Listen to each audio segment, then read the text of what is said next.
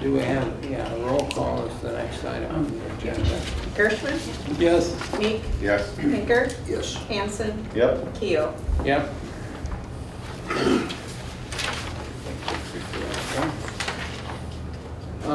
Approval is one.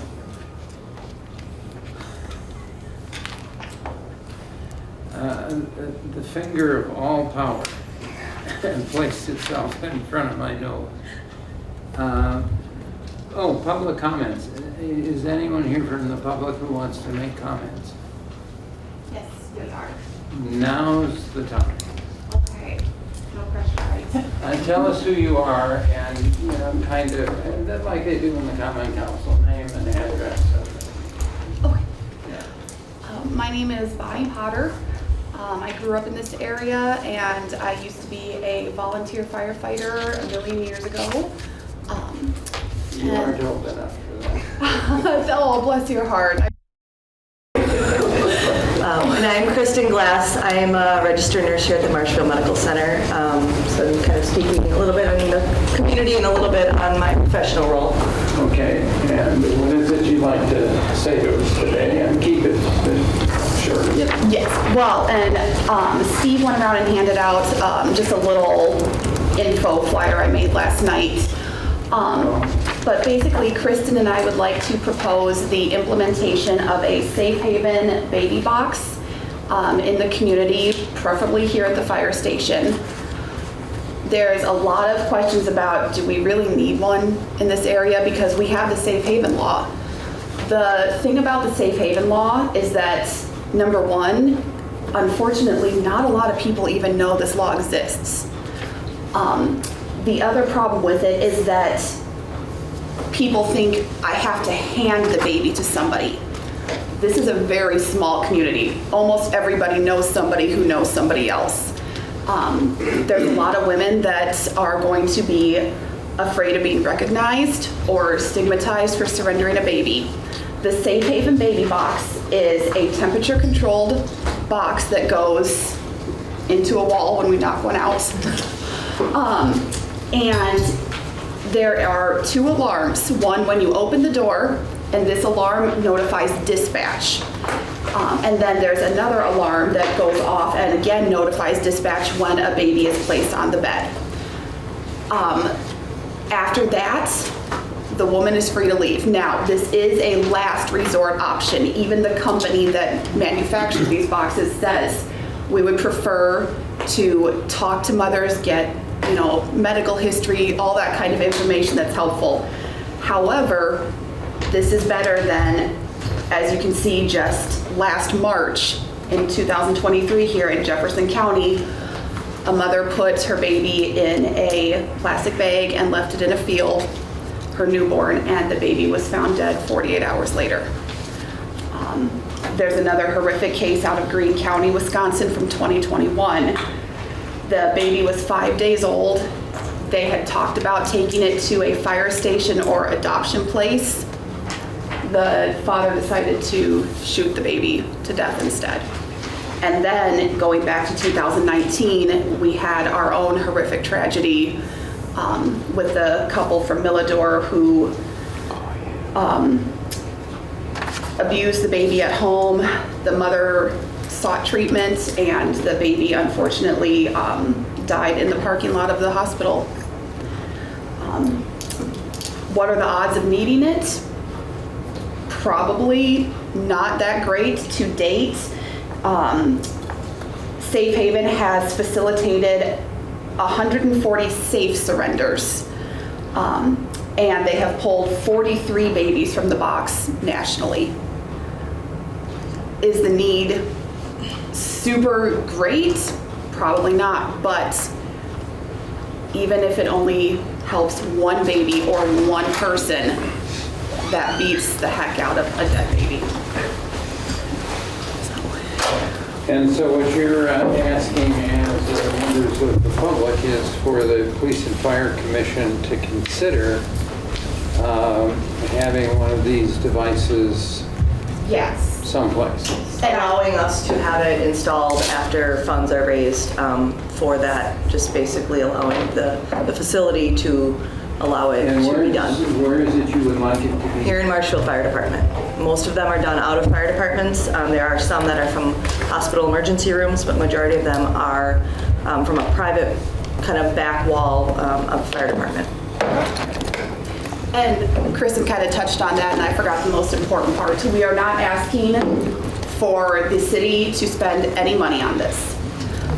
We are looking at fundraising about $27,000 is what I came up with. $15,000 would cover the costs with the company itself for manufacturing the box and installing it. Another $5,000 to $7,000 would be the construction and electrical costs.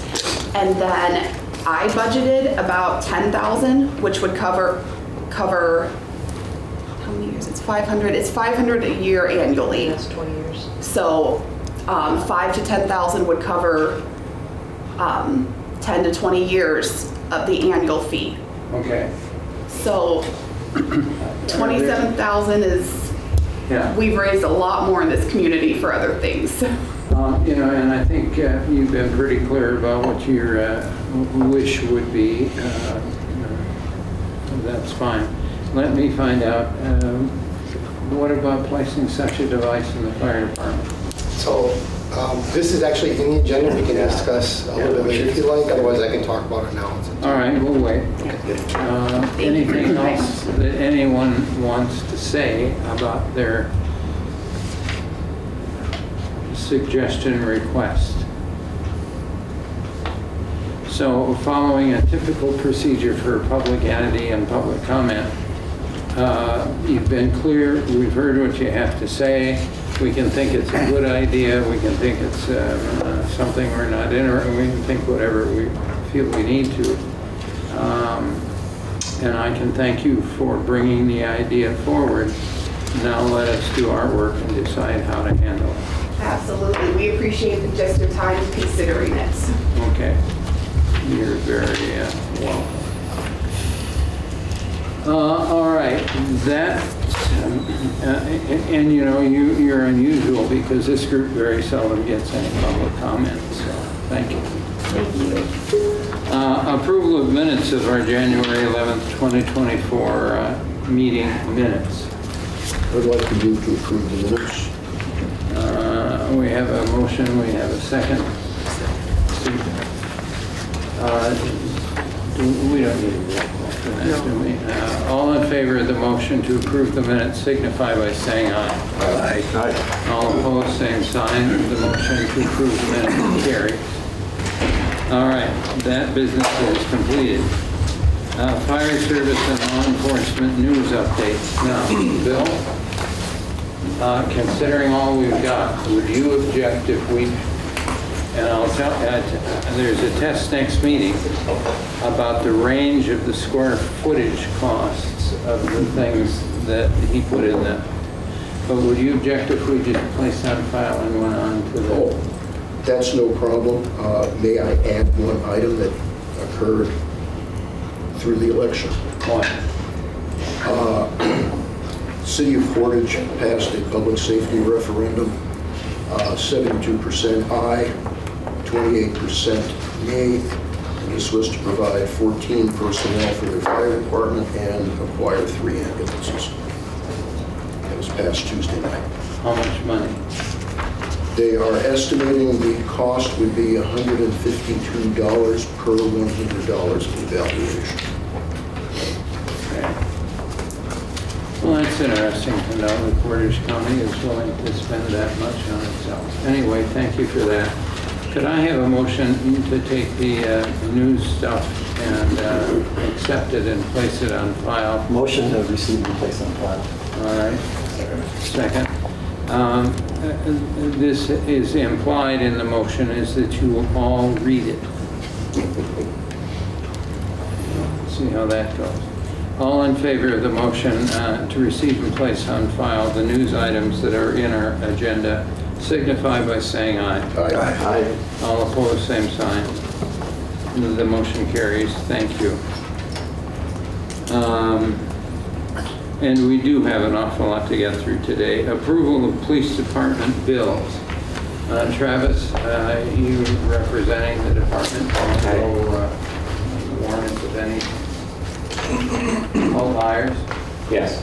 So you have 3 sets of bills in front of you, 2 signed by Commissioner Penker on January 31st, and 1 signed by Commissioner Meek on February 14th. You'll just notice that some of the bills are still coming in from the end of 2023, and then we have some that are obviously new in 2024. Not a ton to point out there, and in the interest of being brief, I'll just note, and maybe Jordan can speak to this if I get it wrong, but you will see on page 6N, there are, I think, 8 heating bills from We Energies that stem back to August. Those kind of got piled up at the end, I think, because the city may have entered into like an auto pay system, and we just didn't, some of that paperwork didn't funnel through to us, and we kind of tacked it all on at the end here. Those all got paid, but we just got them into the system more recently. Is that somewhat accurate, Jordan? Accurate. Okay. Excuse me, did the fire or police department follow the rules? From the standpoint, Any of them? Both departments. Oh, It affected both departments. well, Yeah. then did both departments follow the rules, or were they being naughty again? we paid our utility bills on time, and this is essentially your approval to pay them as well. Oh, you pay attention to our approval? Yes. I'll be darned. Okay. Thank you. Police department bills, nothing out of the ordinary other than the delinquency with the, Correct. We ask for your approval on those, if there are no questions. go ahead. I've just got one comment to make. That would be on page 6H. That's down at the bottom. Fees to Fox Valley Technical. We have an officer taking Spanish for law enforcement. I would certainly encourage the department to get more people into that program. Any other comments or questions? Motion to approve. Second? Second. Thank you. We have a motion and a second to approve police department bills. We need a roll call for that. And Lori, would you proceed with that? Gershman? Yes. Meek? Yes. Pinker? Yes. Hanson? Yes. Keo? Yes. Motion carries. That piece of business is completed. We can move forward. Approval of fire department bills. Good morning. In front of you are 2 sets of bills. The first was approved by Commissioner Hanson on January 31st, and the second was approved by Commissioner Gershman on February 14th. There's one item I'd like to pull out for explanation. It's on page 7P. You will see it's the Ayler Bond Trust Service in the amount of $12,700 from the enterprise account. This is the annual bond payment for the fire station that accounts for 40% of the portion that EMS uses. All other bills were fairly routine. With that being said, I'd be happy to answer any questions that the commission may have. Thank you.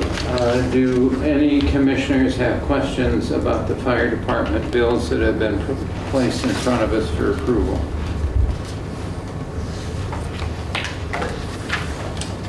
Apparently there are no questions, which means we'll go forward with a vote. And that has to be roll call. Roy? Need a motion and second first. Oh, well, assume you've got it. You made the motion. Somebody raised their hand. Chris, thank you for the second. All right, so we have a motion, we have a second. Roll call. Gershman? Yes. Meek? Yes. Pinker? Yes. Hanson? Yes. Keo? Yes. The motion to pay the fire department bill has been approved. Motion carries. Review and approve 2023 ambulance accounts receivable write-offs presented by account manager Munger. It's your show. Thanks for having me. I show up here yearly about this time to present to you what's been written off as far as the EMS services and ask and request that you forward this to finance for their approval and thusly to council. So I've detailed all the information out in my memo as far as background analysis. The only one thing I'd say is there was an allowance adjustment as well for $149,000 that's on Exhibit A. in your packet. And out of statutory is starting to creep up, like as was promised, from the standpoint that we're starting to reach the 6-year time frame, and 6 years is the statute of limitations in which you can go back for medical debt. So after 6 years, then you start having actual write-offs. I'll entertain questions if you have. Questions for Mr. Munger about the write-offs?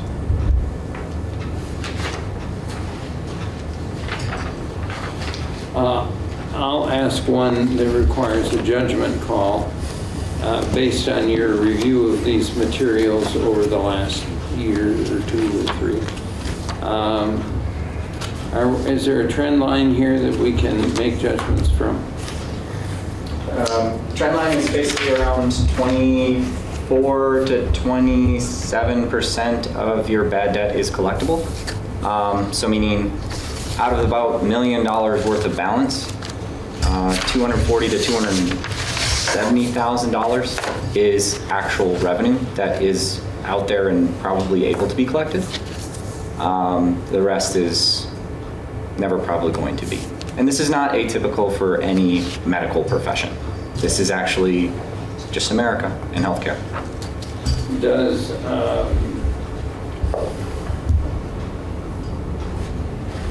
the amount of write-off, considering all of the related circumstances, is about what, it's not out of the ballpark? Not out of the ballpark. No, I would not say. Who collects old debt for us, or do we try to do it? Huh? LifeQuest has its service to try and collect old debt. Okay. And part of that contract is that if they collect a dollar that's 7 years old, they take a portion of that dollar and we get a portion of that dollar. Is that Correct. right? Okay. Any other questions? Those were mine. I think we need, do we have a motion? I think we need a motion. I'll make a motion. Move to approve. Second. What's his name? Chris. Gershman and Hanson, right? You know, sometimes I think I'm funny and I'm really not. What did you say? Gershman and Hanson, right? Yeah, And yeah. And you're right. From now on, we won't let them sit next to each other. Okay. We have a motion, we have a second to accept the proposed write-offs. Any additional discussion? If not, we'll have a roll call vote. Lori? Gershman, Yes. Meek, Yes. Hanker, Yes. Hanson, Yes. Leo. Yes.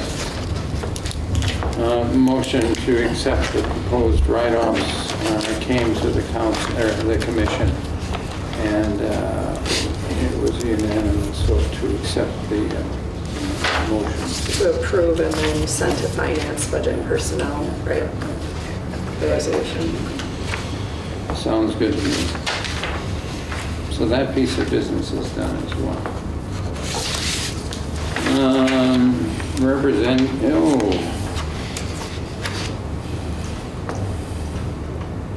This is a separate item that we have Correct. yet to do, right? Yes. Okay. So would you want to move forward with item 9, presentation of EMS services? Yep. I think DC Vegas is getting the PowerPoint ready that I had presented. To give you some background as to why I'm coming here to present today, it's for the most part related to questions that Alderperson Spiros had raised related to the EMS service. And I'm sure the other community members have these questions, so we wanted to detail out the answers to those questions and get them in front of you before we actually bring them to council, because we figured, well, you're kind of overseeing the whole operation of the service. You should know first before we present to council. Thank you. I appreciate that consideration. And then also from that standpoint, we can ferret out any questions or discrepancies, anything at all that we may have missed in our presentation before we get to council as well. So your feedback is appreciated. So In 2022, we did kind of a semi-review as well of the EMS services, but I'm going to focus on 2023 this year because of the questions that relate. And most of them were related to, does the service make money? How are we tracking overtime? How much overtime have we had? Do we have a lot of overtime on these calls? And basically, what do the contracts look like?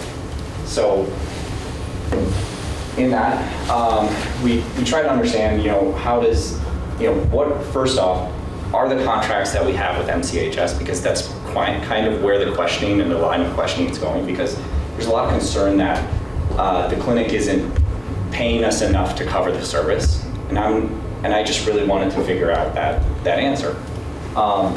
Then the line of questioning went to overtime usage and what can we do with inside of Kronos, which is our time tracking system.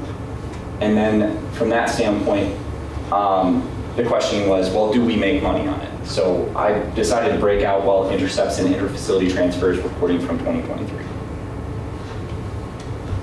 So first off, we'll kick off with the review of contract terms. So there are a lot of contracts that we have in the city of Marshfield, especially when it comes to EMS services. These are just a few. So when we ask about, well, what are the contracts? How are we making money on the contracts? What contracts do you mean? There is the advanced, I'm assuming that the line of question was Advanced Life Support Intercept Services Agreement with MCHS, and then the Interfacility Transport Service Agreement, which is on behalf of the patient through MCHS. So people have to understand that MCHS doesn't pay us for interfacility transfers, the patient does. They just contact us for their patient services. However, MCHS does pay us for intercepting other patients and en route to their hospitals. And correct me if I'm wrong in any of this. So, like I said, below is a listing of agreements related to EMS services, excluding the 13 township contracts. As you can see, we have laundry services agreements, medical service director, which is, I guess, necessary to even have an ambulance service. We have a bunch of crew transport agreements. Those are, I think, from the airport. So if we get any, medvac that gets there, we have an actual ground transport agreement with that medvac. And also the termination clauses. So when's the effective date of these agreements? Have they been amended? Is there a notice of term? Is there a renewal period? Do we have to always go back to that organization, ask for another year, or does it keep on evergreen? And in this case, they're somewhat evergreen with a 180-day term clause, which means that we would have to give notice 180 days, or they would have to give us notice 180 days if anybody wanted out. Questions on that? Okay. The Advanced Life Support Services Agreement covers the emergent life-threatening cases where Marshfield is responding to help another EMS provider requesting assistance. I cannot underline that enough. We are going there because it's a very emergent situation and the other ambulance provider is asking for our help and we are responding. It is a life-threatening emergency. Now, in 2023, the billable rate was $525 per trip. This was amended in 2023's agreement that recently came through. The fees cover labor, supplies, mileage, wear and tear on the equipment, and overhead. In 2024, the billable rate increased to $530 per trip, and it increases based on a set of CPI parameters. MCHS pays the city for each trip regardless of patient payment on the intercept services. Canceled trips are $100 each, up to $5,000 per total year. So if the actual trip gets canceled, we still get $100 for that trip. Switching over to the transfers agreement, the interfacility transfers agreement, which is the secondary. The interfacility transport services agreement is a bit different from intercepts in that it transports patients in a non-emergent state to another facility. Patients and their insurances, not MCHS, is billed for these services, and their insurances are what pays us. There is a base transport fee for the service, and we bill mileage out for every trip. Over half the transports we perform are between Marshfield and Neillsville. So that's primarily our bread and butter of what we're performing here. We can and do turn these requests down if there's not enough staff to cover them. What happens if someone doesn't have health insurance to pay for this? From that standpoint, then it gets to bad debt, most often. Or the patient will pay us out of pocket. Is that likely? Probably not.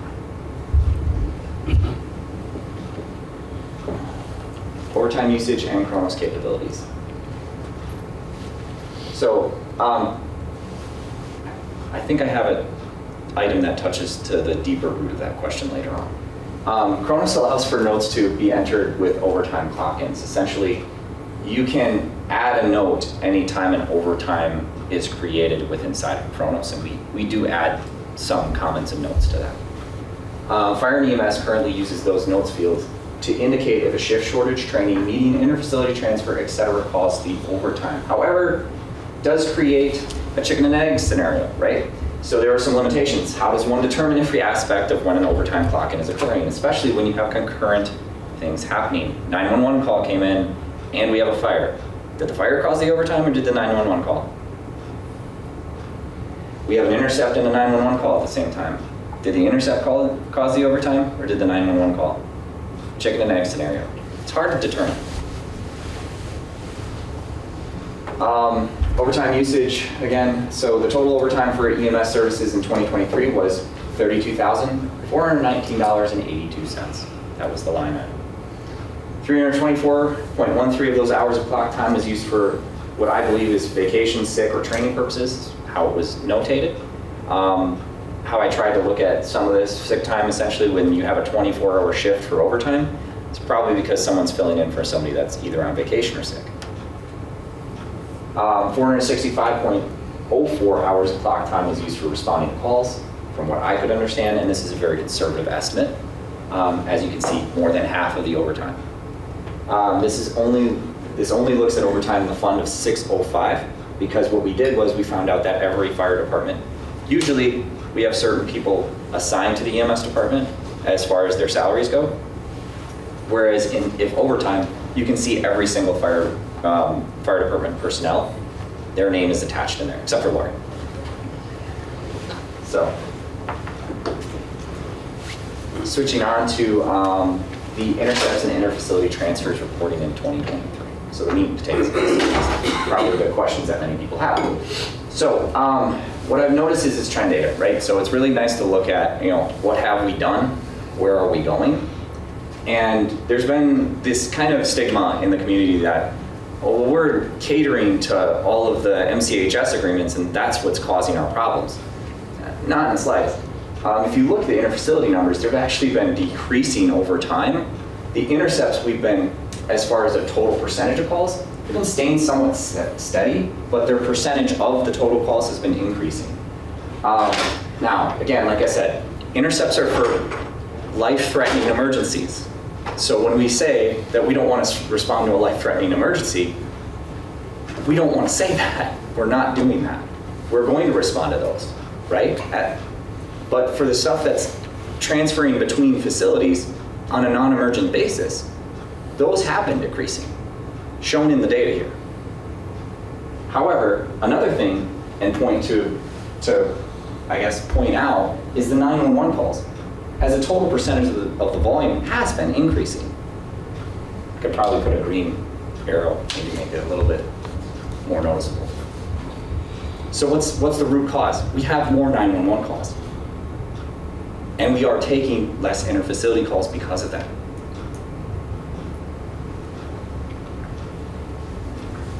So, just want to make sure. Yep. And just so you know, DC Bakis and I talked about this as well. He had a different number for total calls, and in your memo for the write-offs, we had 3501. This reporting was done as of 12/26/2023, because that's the data that I had available to me when I was starting to work on this. We just recently got January's data from that standpoint. If you're familiar with medical billing, it lags. So there's a little bit of a discrepancy between 3501 and 3476 is what I'm trying to say. Some more information. So this is based on the direct inputs of a cost per an intercept. It's an estimate. It's the estimated cost of what it actually takes to do one of these life-threatening emergency saves, basically, to go out and meet another ambulance on the road, have our guys jump in, and gals, and bring that patient back to the facility in a stable condition. So, 2023 cost per hour. If no overtime was $72.06. If one person on shift was in overtime because of the 3-hour minimum, it's $198.17. 2 on OT, $324.27, 3-hour minimums for both.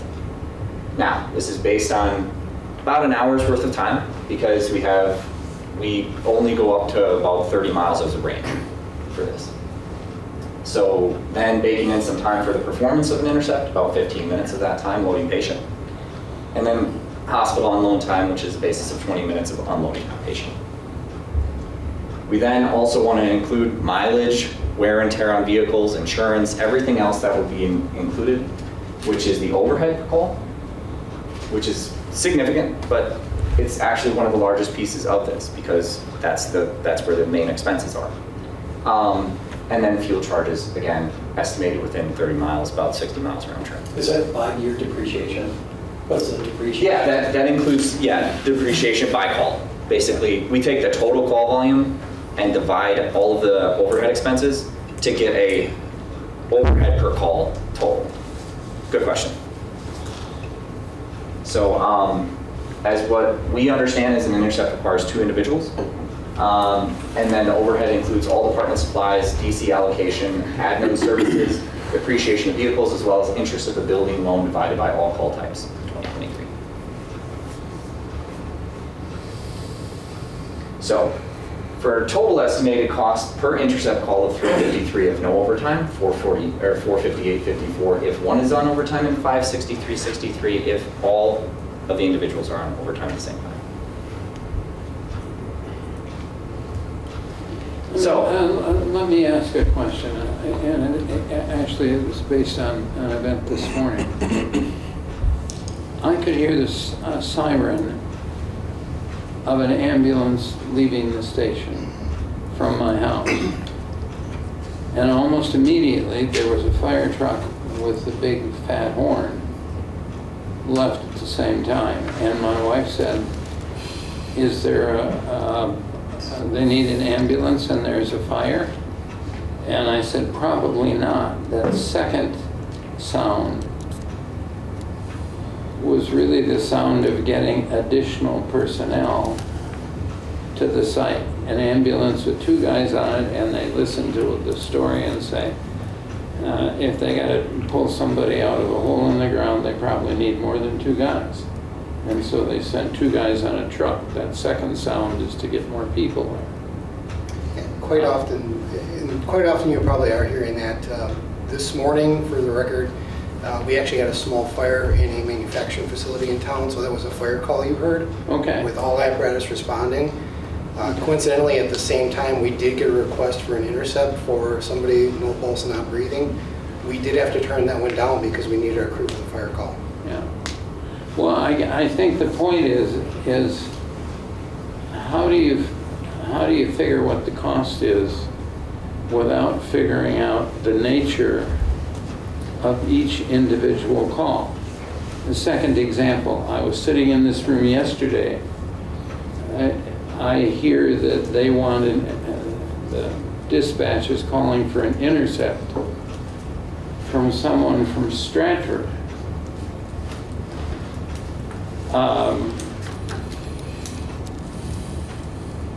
Apparently, dispatch decided whether it was significant enough to warrant an intercept. Not accurate. So when... well, that's what they said. Yeah, so the way the system works is, in that case yesterday with Stratford, the crew decided they needed an ALS crew, so they called for an intercept from their dispatch because they have a separate dispatch in Marathon County. Yeah. Marathon County dispatch calls our dispatch that page us out. So that's probably the communication you heard from dispatch. Okay, so you can have an intercept from a community, let's say, that's 10 miles away.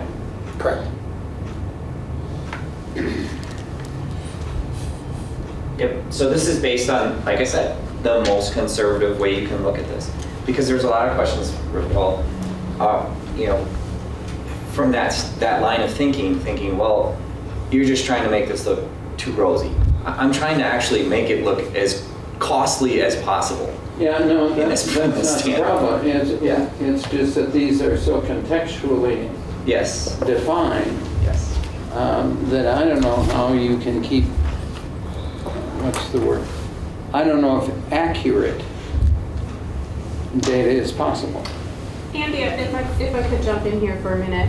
So the costs that we're considering are those that are captured within the 605 fund. So when you send a fire truck out on an ambulance call because you might need that additional support, the general fund owns that equipment, and the personnel presumably could be charged to the general fund. So those types of activities are not included in here because we're capturing, you know, that's a business decision to send out your fire truck and those personnel to an ambulance call. Those costs are not charged to the EMS fund at that time. Does that make sense? Yeah. Okay. So what we're capturing here is just assets that are recorded within the EMS fund itself. Randy, do you have any observations about what we've heard so far? Well, you know, it's actually refreshing to see this because there's been so much dialogue back and forth, and I know I talked to Jennifer a little bit, and even you. I'm like, how do we really know if we're allocating the cost correctly? And this is really a great step. And you're right. I think there's some situations where you just, you know, you're going to roll a fire truck. You're not going to charge that on a 911 call. That's just part of the public service we have. But I'm really interested to see the balance of the presentation. So yeah, this is great. This is something we could have used years ago. And it's surprising to be it's never been done. This is all the background for the 2022 questions. So when we were having that big discussion in August, October of that year of 2022, this was the background. We had this information. We were doing it. I just, you refine it. You refine it after you get asked it again and again and again. Yeah. Let me share with you as this job chair or president, I don't know. Randy, is this the first time you've seen this data? It is. It's the first time I've seen it. That piece drives me nuts. To see this is like opening the blinds in that window and being able to see what's outside for the first time in a long time. I mean, it's how do I say, it's good stuff. Yeah. Okay. All right. Thank you. Didn't know which way to take that. Yeah. No. Moving on. So if we're trying to put costs, what we just had on the previous diagram, so I basically took this line item underneath the cost per call, and then I tried to, again, column it by the types of calls, whether or not we had 154 with no overtime, 55 with 1 on OT, and 2 on with OT, full OT. Now again, this is for stuff that's zero balance, which means we've already been paid. We're going to essentially get paid from MCHS for all calls anyways, no matter what.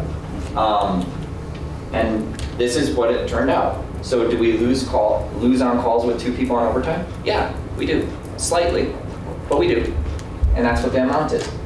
Do we lose on calls with no overtime? Absolutely not. This is actually something that I really don't want to share. But this is our margin. It's not significant, but it covers our cost. And not only that, but it covers costs of overhead that you would normally be keeping anyways if you got rid of the contract. So you would have to then find a way to, take care of $90,000 worth of expenses some other way if you didn't have this agreement. Yeah. The bigger question really is just, okay, if you don't have the $90,000 in revenue, you're going to have to come up with that money somewhere else to cover those costs. Correct. Yeah. So, like I said, without this, so I've basically covered everything on that side. Now switching over to interfacility transfers. Now these are a little bit harder to decipher because the patient's insurance is paid, right? So interfacility transfers, again, have been decreasing over the last few years. Denials of the transfers continue to occur as Marshfield EMS focuses on efforts on 911 calls and maintaining staff levels. This is actually a good picture of how many calls we've been doing as far as inter-facilities and where we're going. These are the major ones. So as you can see, it's mostly to Neilsville and back, or if it's inside of Marshfield, it's most often to the Marshfield facility and to a assisted living or nursing home facility inside of the limits. So that's our primary bread and butter for these. Calls turned down, you can see again, there was a slight decrease in the amount of calls turned down in 2022, but it's kept up in 2023. So we have been declining calls. Is there questions on that?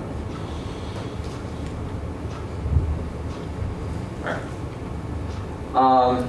So because, like I said, I've beaten this one to death, because interfacility charges go through insurance and patient payments, they take a long time to settle. I don't know if you've ever dealt with Medicaid. It takes for absolutely ever. Medicare's faster, but commercial insurance also takes a little bit of time. Usually we would be waiting until June, July 2024 to look at a full picture of the payment history of data from the prior year. So I won't have really, really accurate data on who's all paying us until this summer. But I don't have time to answer you guys' questions by waiting until summer either. And that's also sometimes the problem too. It's a misconception of thinking that we're not answering because we don't want to answer it. No, it's because my data is not firm yet at all. And I'm just trying my best here with what I got. So we can provide examples of individual transfers, costs versus payments that have been settled though. But keep in mind, the EMS service doesn't know the insurance or payment preference before they take a call. Nor should that information influence taking that call. That's a similar thing with doctor too. You don't want a doctor not to treat you. Oh, you're not in commercial insurance? You're off the list. That is not where we want to go as a country, at least my opinion. But that's also not what we do here either.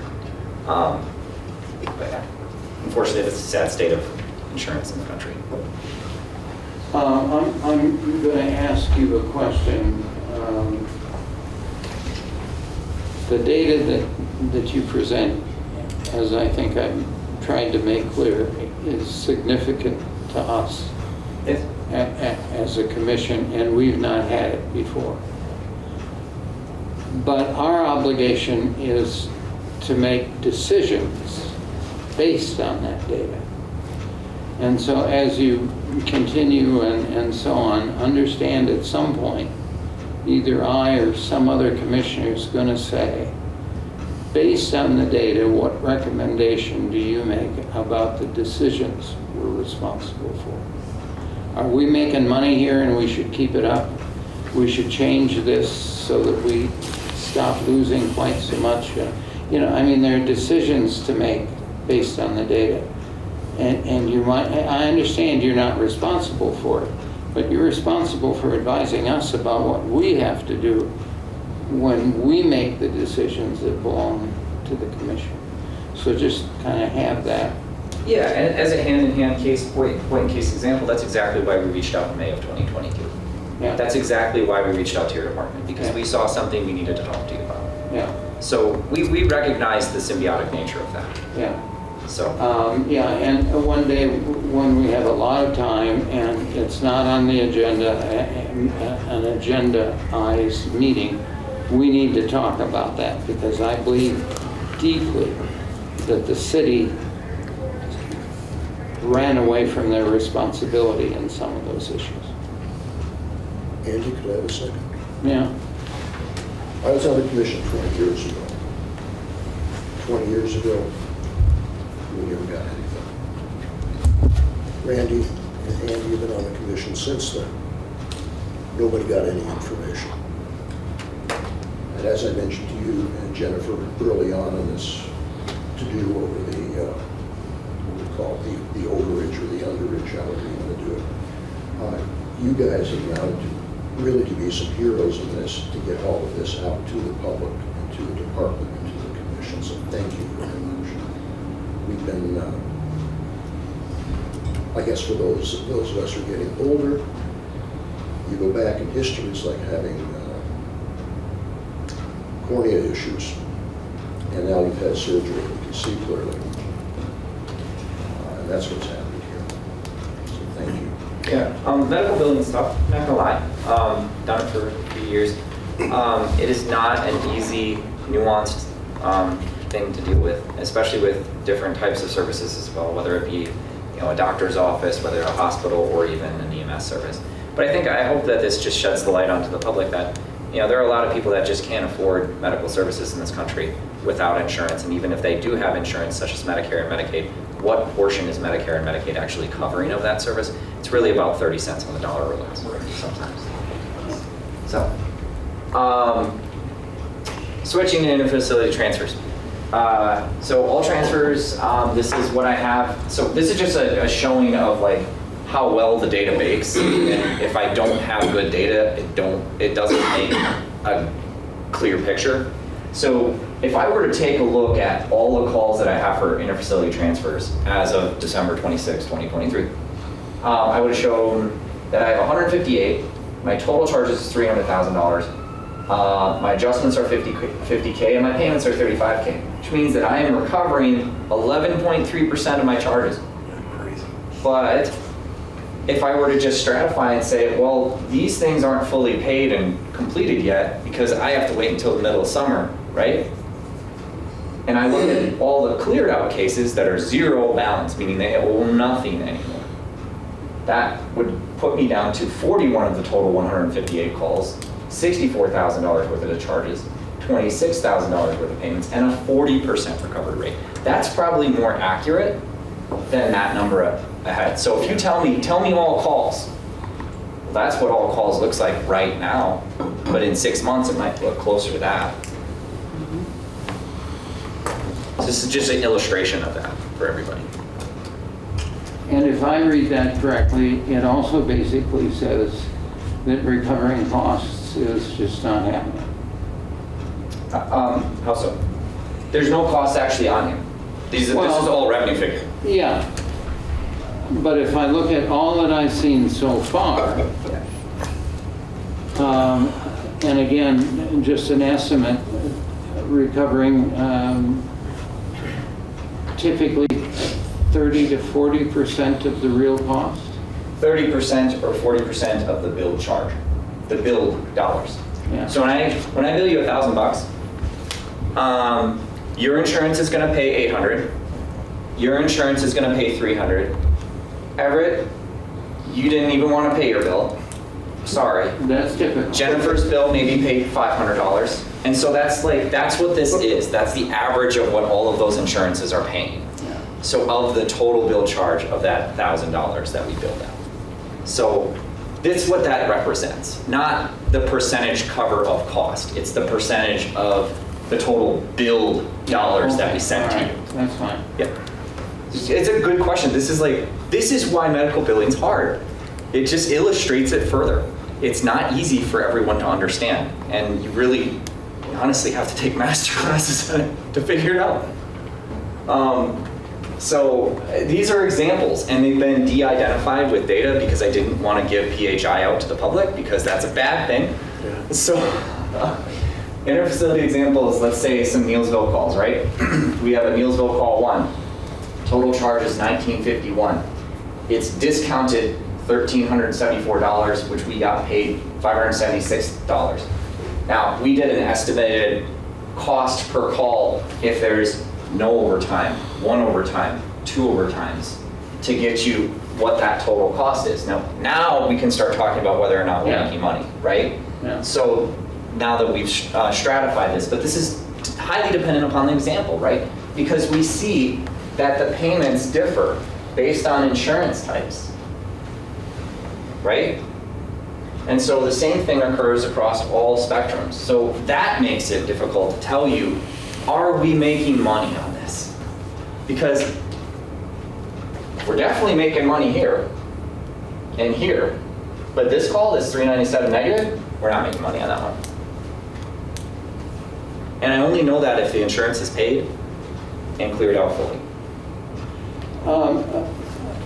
Again, a simplistic question because, I don't understand all this stuff. Why don't we just send the bill to the patient and let them collect from Medicare and insurance? Unfortunately, it just doesn't work like that, but yeah, I mean, it Short just answer does is not. it's not legal. Yeah, That's the short answer. yeah, the insurance is meant to cover the cost. It's not legal. Legally, you cannot bill Medicare patients. Yeah.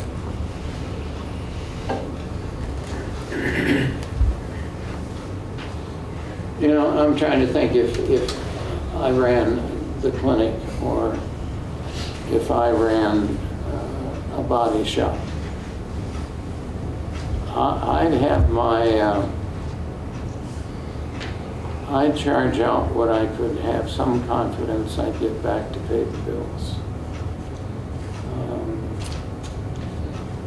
The amount that it actually costs to do business wouldn't mean anything.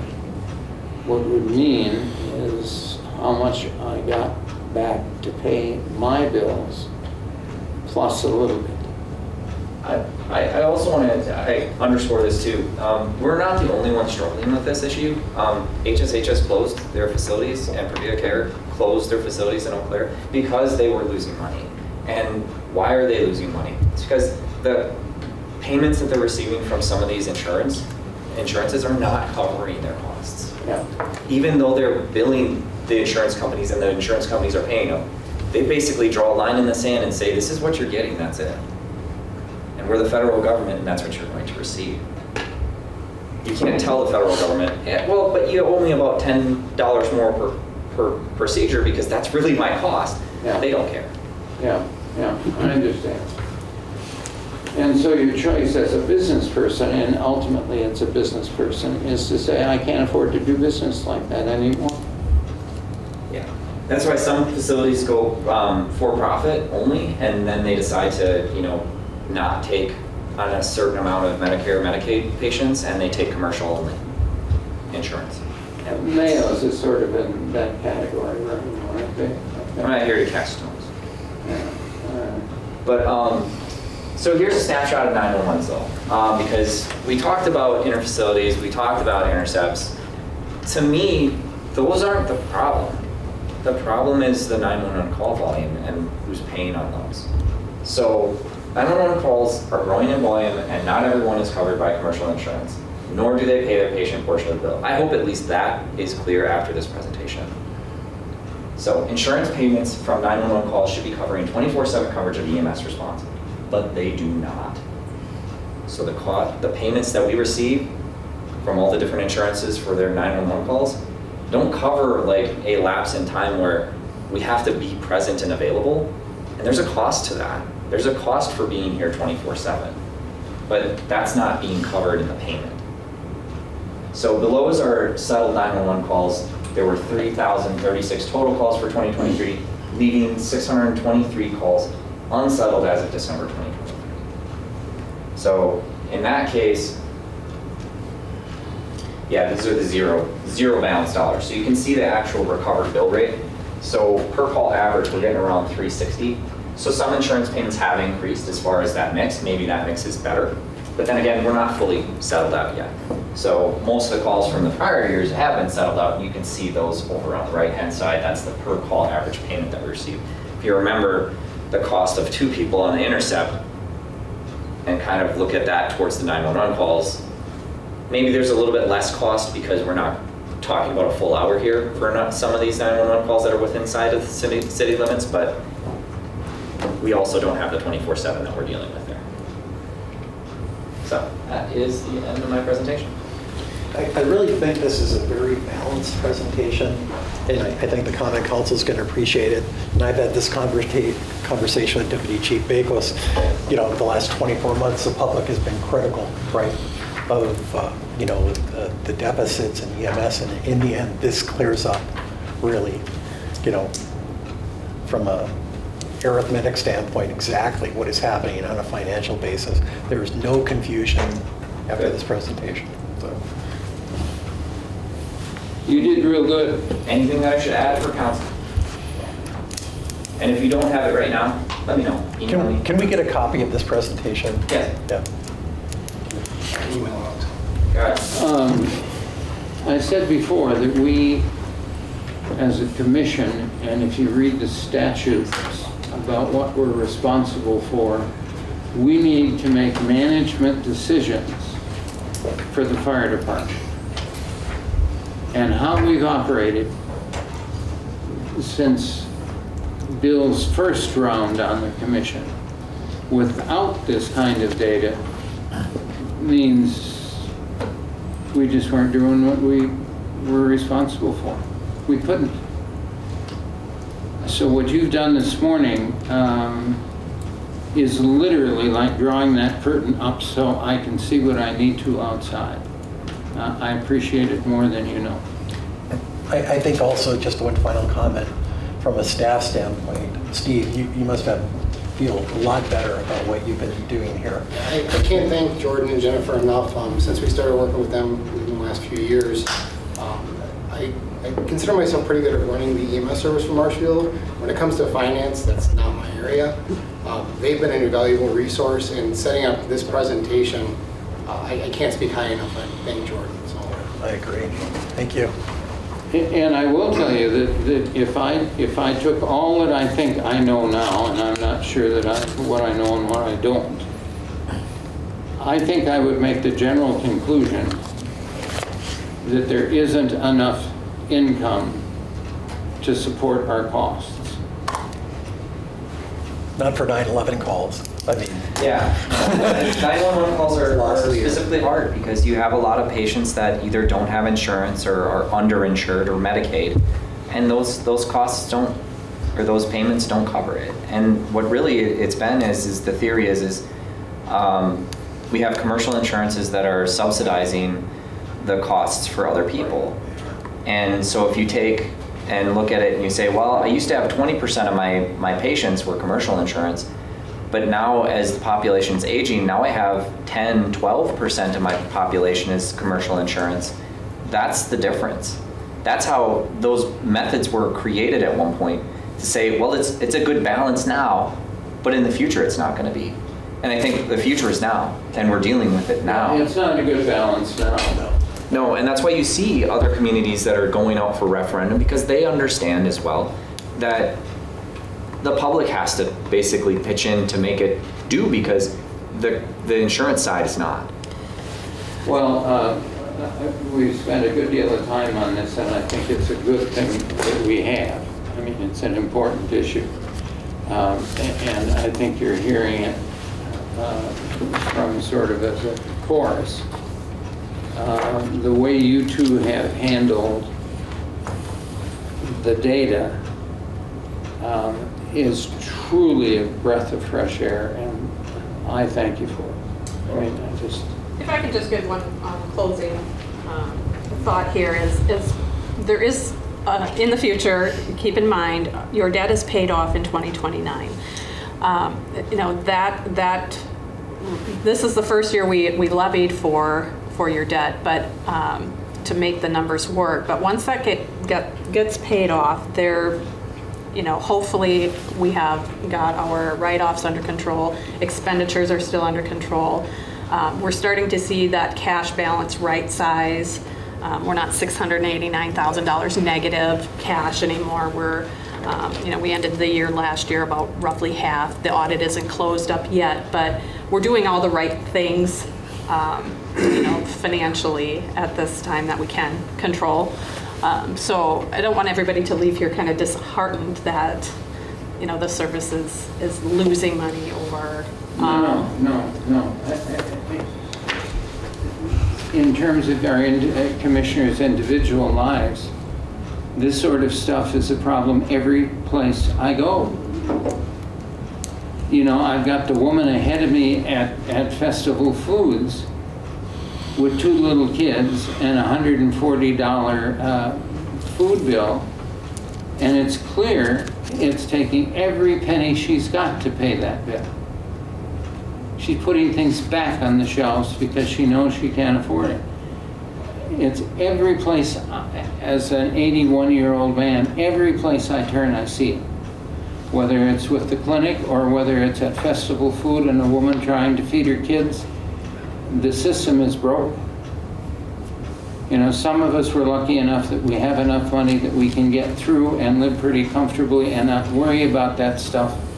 But half of the population in Marshfield is worrying about money enough to live a normal life, and that drives me nuts.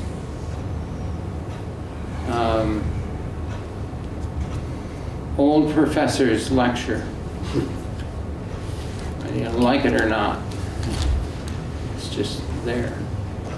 But what's happened in the last 30 minutes has been a very good thing in my judgment. And as the president of the commission, you have the commission's thanks for doing what you're doing and dealing with things the way you're dealing with them. We may not be able to decide to do anything that's very helpful, but at least we know. And up to now, we haven't known. So thank you. Anything else from anybody over these issues? Okay, that's good. What's next on the agenda? The next on the agenda is number 10, position description for the fire chief. We're going to deal with that, but that's going to be the last item on last item of work for us. Bill and I have already talked to Sarah. Sarah's going to hang around after the meeting is done. I'd like the other three commissioners, if they can give it a few minutes, and we'll focus on that topic exclusively and work on it until we're through with it, or until, you know, you've got to go and pound out dents. I mean, whatever happens, happens. So number 10 is going to come at the end. Police department activities, training reports. You got anything? Again, thank both of you. Have you got anything special you want us to hear in that? Not really, but I have like the next 4 things, so maybe if you would like, in the interest of the gals that are here for the Safe Haven topic, I could wait until we could do that one, and I could wait till after that as well if you would like. Well, just whatever you think is most Because the values ones will take me a little bit probably to go through. All right. And Just the policy change. Go ahead and do it the way you think is best. Okay.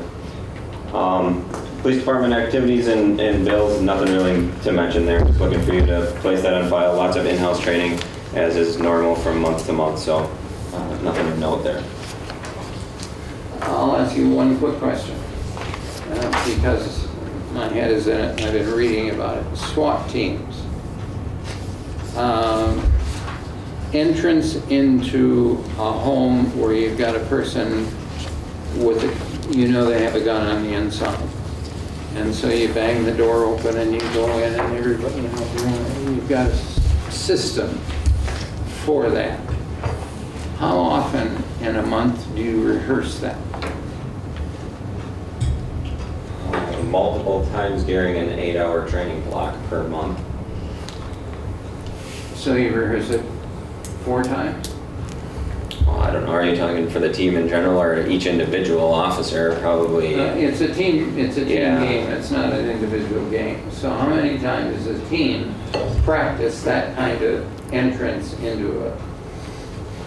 Probably, I don't know, 10, 12 times, something like that. Based on what I've been reading, that's about 2 more than I expected, but only 2 more than I would have expected. All right, thank you. That's all I got. Anyone else have questions for Travis? All right, thank you. I've been to the eye doctor recently, and I can't see diddle. Well, with your permission, I think we'll let the gals with the Safe Haven box go next, and then I'll come back and right. go to number 12. All right. So what are we doing? Number 16, if we can skip down to number 16. So replacing the activities report in file, right? Yes. Okay.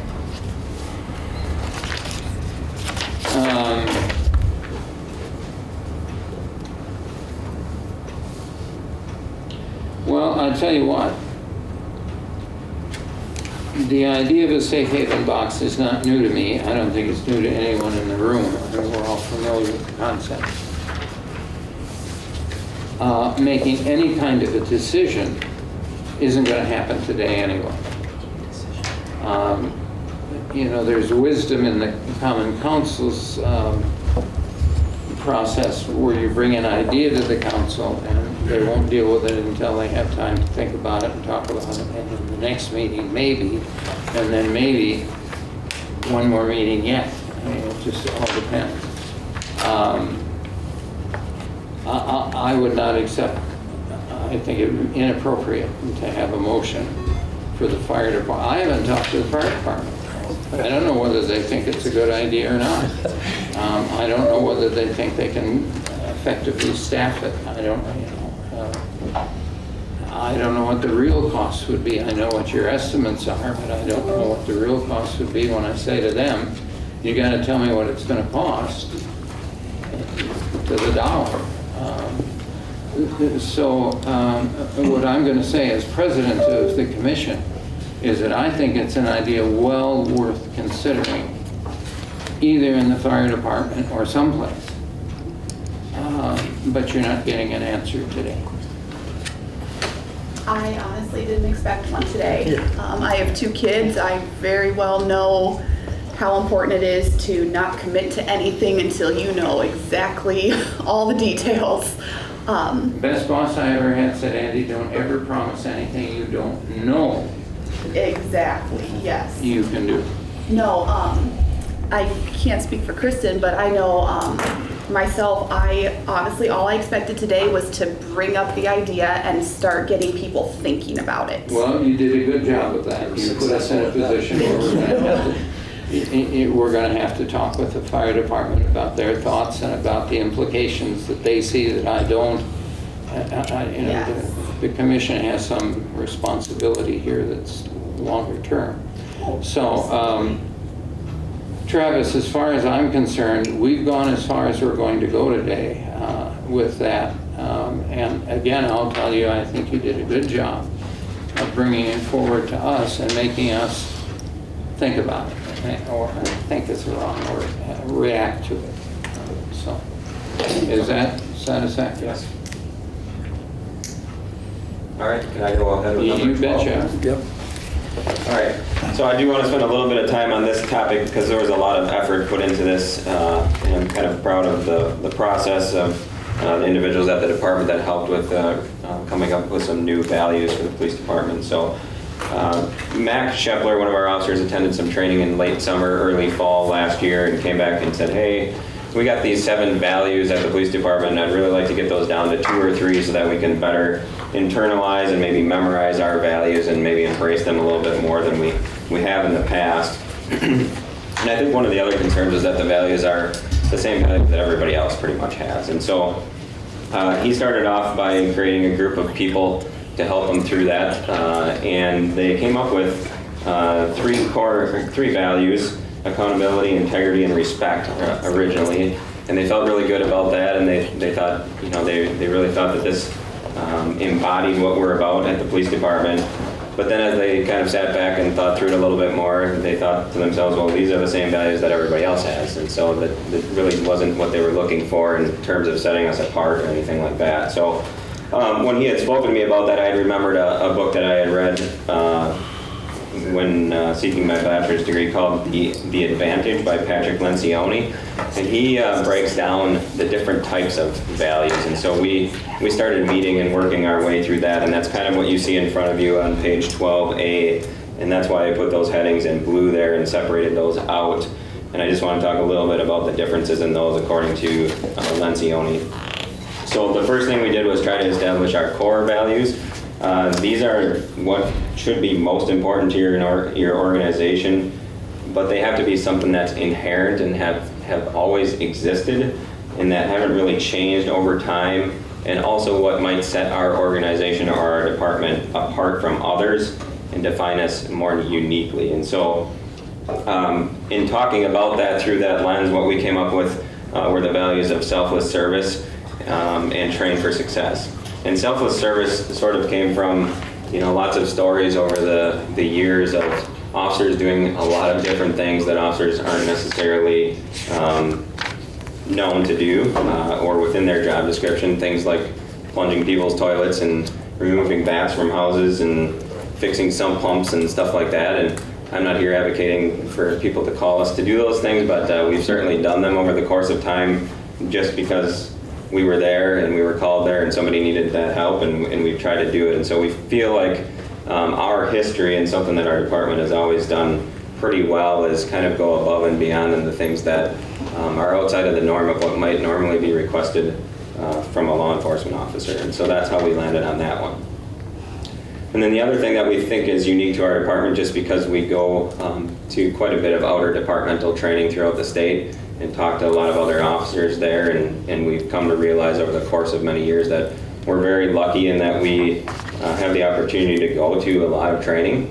And we've always had a department that is focused on training, and I think that that's been immeasurable in terms of our success as a department over the course of many years. We've had a healthy training budget, and we've really focused on that, and so we feel that that is another value that sets us apart. So those are what we came up with for the core values, and when we look at all of these, ideally these things get infused into your hiring, your performance evaluations, your policy, your training, all of those types of things. Then we looked at permission to play values, is what Lencioni calls them. They're basically your basic values or your standard values, and this is what Officer Shepler's group originally came up with, and that's why they felt like, hey, these are the values everybody else has. And that's true, because to be a police officer, to work at a police department or a sheriff's department, we have to have these things in order to even do that job. And so those are the values of accountability, integrity, and dignity is what we had come up with. We actually changed the original accountability, integrity, respect that they had. We changed respect to dignity because we felt that respect is something that has to be earned. And not always do people earn our respect, but we need to treat them with dignity, and we believe that everybody has equal worth and value, and so that's why that one was changed. So these are sort of the minimal behavioral standards. They don't differentiate us from other departments, and they're just the basic standards that allow you to be an officer. And then the last grouping that you'll see there is called aspirational values. These are things that we aspire for and want to intentionally manage within our organization over the course of time and constantly try to tweak and maybe get better at these things. They may not necessarily come naturally for us. And so we came up with efficiency and community focused there. And all we're really looking for there is we think that there's constantly room to improve in our efficiency, with different types of technologies and things like that, obviously, that occur at a pretty good pace in today's environment. We want to keep up with those things. We want to provide the most efficient service possible that we can. And we always feel like we can do better in terms of being community focused. And so we have that one on there as well, of always trying to be a part of our community and work together with them in the process of preventing crime and fear within our community. So there was that group of officers that Officer Shepler got together were Officer Sam Fox. I just want to mention them by name. He's one of our K-9 officers. Officer Josh Larson is one of our night shift patrol officers.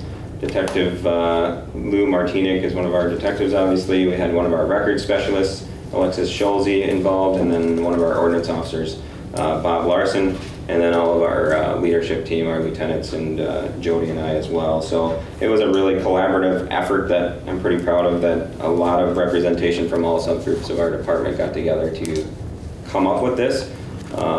So we're bringing it to you today in hopes that we can get your feedback and suggestions on that, and we really hope that we can present them to the rest of the department at our annual department meeting next week. So if you have any questions or thoughts.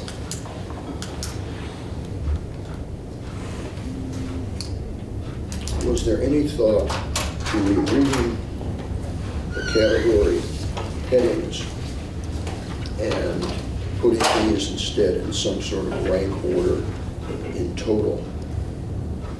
So as an example,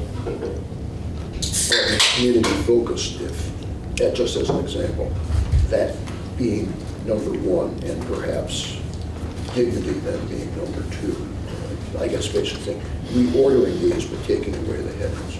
Sure, and I put the headings on there more so for today's purposes. I don't know if we kind of debated whether or not we would keep those headings on there, and we wanted to roll this out to our officers with those headings in mind, so remember at the beginning when I said Officer Shepley was concerned that people don't internalize and memorize our 7 values because there's 7 of them, and he was hoping to get to 3. But our hope now is if we break those out into groups, that also allows us the better opportunity to embrace those and internalize them and memorize them a little bit better. We did not have a discussion about ranking them numerically. They're not necessarily in order on the sheet in front of you for any reason other than that was just the process in which we worked through to come up with them. But it's something we could consider. I've got one question. Mm-hmm. Can you go through a little bit of a detail on permission to play values? Because it's unusual for a law enforcement organization to have permission to play. I mean, I couldn't even find one that did, and I'm not being critical, but it says, permission to play values simply reflect the minimum behavioral and social standards required of any employee. They tend not to vary much across companies, particularly those working in the same region or industry, which means that, by definition, they never really help distinguish a company from its competitors. So I just want a more thorough explanation. Yeah, I think everything you said is accurate in what I would say about it, I guess, and I think a lot of our leadership team and then people that were involved in creating these didn't like the phrase permission to play. I use it because that's what Lencioni had used, but we basically started talking about those values in terms of those basic or standard values that we expect everybody to have upon their hire. And so I don't know if that answers your question. Yeah, I agree. I think those would be a given as in terms of a minimum standard. The other thing I just want to reflect back, just one comment is, ideally, if you had an officer in the building and I went up to Jason and said, can you tell me, and he should be able to just read it right off to me. Right. What so that's ultimately what your goal is, that people are going to internalize that and have it as a daily reminder, right? Because you're going to have it posted. But that's my only suggestion. Is your suggestion maybe that those are not even necessary? Is that kind of what you're saying? I don't believe they are, because we expect that as a minimum, that in your department, Jason Punky's honest, and he's diligent, and he's got integrity. I mean, all those things are just bare minimum standards that we expect that you're going to have. I mean, to be hired and to be continued with the force. Yeah, I think another way to potentially look at these is if they're not written somewhere as expectations, then our ability to hold people accountable on some of those things might be more questionable. So that's probably why they're there. My follow-up to that would be a policy. Sure. And not necessarily, mission statement or set of values. That would be, done through policy. If somebody didn't do something correctly, you'd be held to that. And I think right now, basically, our policy is just showing the mission, vision, and values as they're wrote out within that policy. No, I mean, I think there's been great work, and I don't want to berate it. I just think, there's some things that we expect as a minimum. I think one of the things that you can learn just from this little bit of discussion is that word play isn't the right one. Mm-hmm. It might be right to the guy who wrote the book because he's got a whole book to define it. Right. But I think the average person seeing what's on the sheet of paper here is going to say, I don't know what the hell that means. Yeah, I think you were out when I was saying I put those on there for today's purposes. I don't think that that's something that's going to stay. Yeah, okay. And I'll give you an example. You all got in the mail from the school district the flyer, and the first page is basically they're telling you they still have facility needs. And that's the preamble to another referendum. You can see it coming. I had a neighbor who said to me, I got that, I read it, and I don't get it. What do they want? They want buildings, right? And that's what they wanted the last time, and now they're going to come back and say, we want buildings. Well, facilities is the building, the word building is not anywhere on that page. Everything is facilities. Who needs facilities? Facilities and buildings are wildly different terms. I could have a high school that for years and years had a home ec program. We gave it up, we pulled all the stoves out. Now we've got 2 empty classrooms. How do we furnish the classrooms to meet the needs of artificial intelligence training for our kids. Well, that's facilities. It's not a new building, it's facilities. You got to be careful in using a word like play to a third generation German from over by Colby. Play is a word that has a meaning, and it's not the meaning. They read this differently. Does that make sense, Amanda? Yeah, I think, I love the part how collaborative it was. You had a lot of stakeholders invested, but I think it just needs to be simpler, and Bill brought up a couple of points too in terms of sequential order and importance. But I think the permission to play thing would be confusing for the public if you don't spend a lot of time trying to figure out what it means. There are other language issues coming up in the things we have to cover yet too, that we'll talk about. Yes. I think the other poor wording is aspirational values. I'm aspiring to do it, or am I required to do it? Am I required to be efficient while I work? Am I required to be community focused? I don't think aspiration is the correct word at all. Okay. That's why you present this stuff to a bunch of different people who have different eyes and who see it in different ways. All of that is helpful, beneficial to the process. Yep, absolutely. Anything else to go forward? No, other than, Yeah, okay. I think the better wording for this, if you title all of them, just core values. Core values are something that's required. It's not something that's to be attained through a desire to achieve that level. It's something that's a basic requirement. Like you said, we're hoping that people come into the department, or requiring people to come into the department already having these traits. So why would we want to have them aspire to have these or acquire these within their career? How long does it take to achieve this? That's how I look at it. And the word play, that can really, really open a can of worms with the public, I think. Why did they need permission to play? I'd like to see what this person that wrote, not within the department, but the outside source, how did they come up with that title? It's kind of odd to me. well, with all due respect, again, I don't think that we were going to put these titles out to the public, and so I appreciate the feedback on those. Those were primarily for today's purpose of trying to describe kind of how we group these out. So I understand all the comments about the wording. I like all the values otherwise, other than just those two titles. Okay. And I apologize, I don't mean to be rough. No, that's okay. It's just, Yeah, so I just really think you want to dial it in and be succinct and then bring it back, I think. I'm not ready to approve it today, and I'm not trying to discourage anyone. Randy, I don't think he wanted approval today, did you? Yeah, I kind of did, because we had this on last month's agenda. Our hope was to get this unrolled at the department meeting next week, but obviously that's not going to happen. So we'll move forward with some tweaks. Well, I think you can take it to the department and you can say, this is our work language. It's not the language that's going to... Just look at all of the people that are employed in the federal government over issues just like this. How do we word it? How do we get the message across in the way we want to?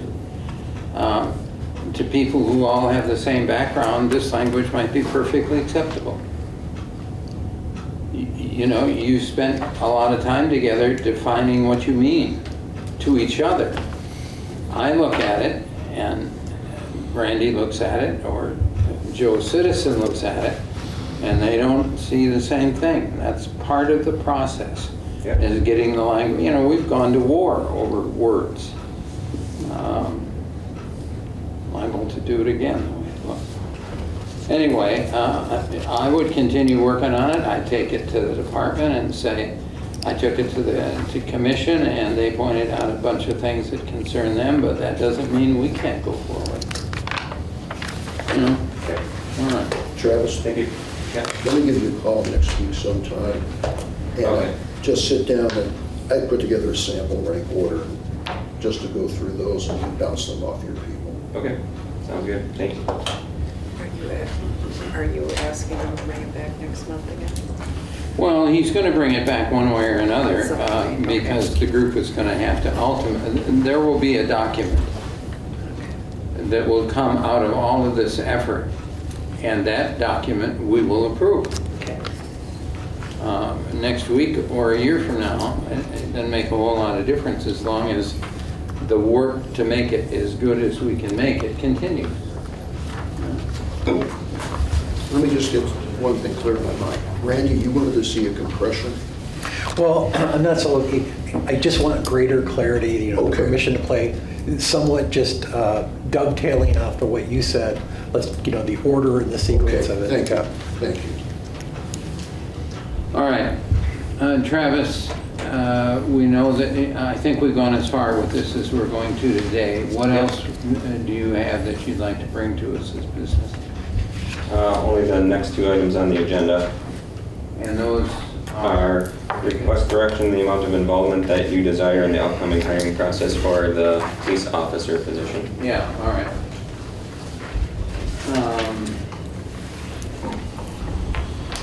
I'm going to answer that one. There are 5 commissioners. Of the 5 commissioners, 2 are fully employed. They have full-time jobs. And so sitting here at 9 o'clock in the morning since 7:30,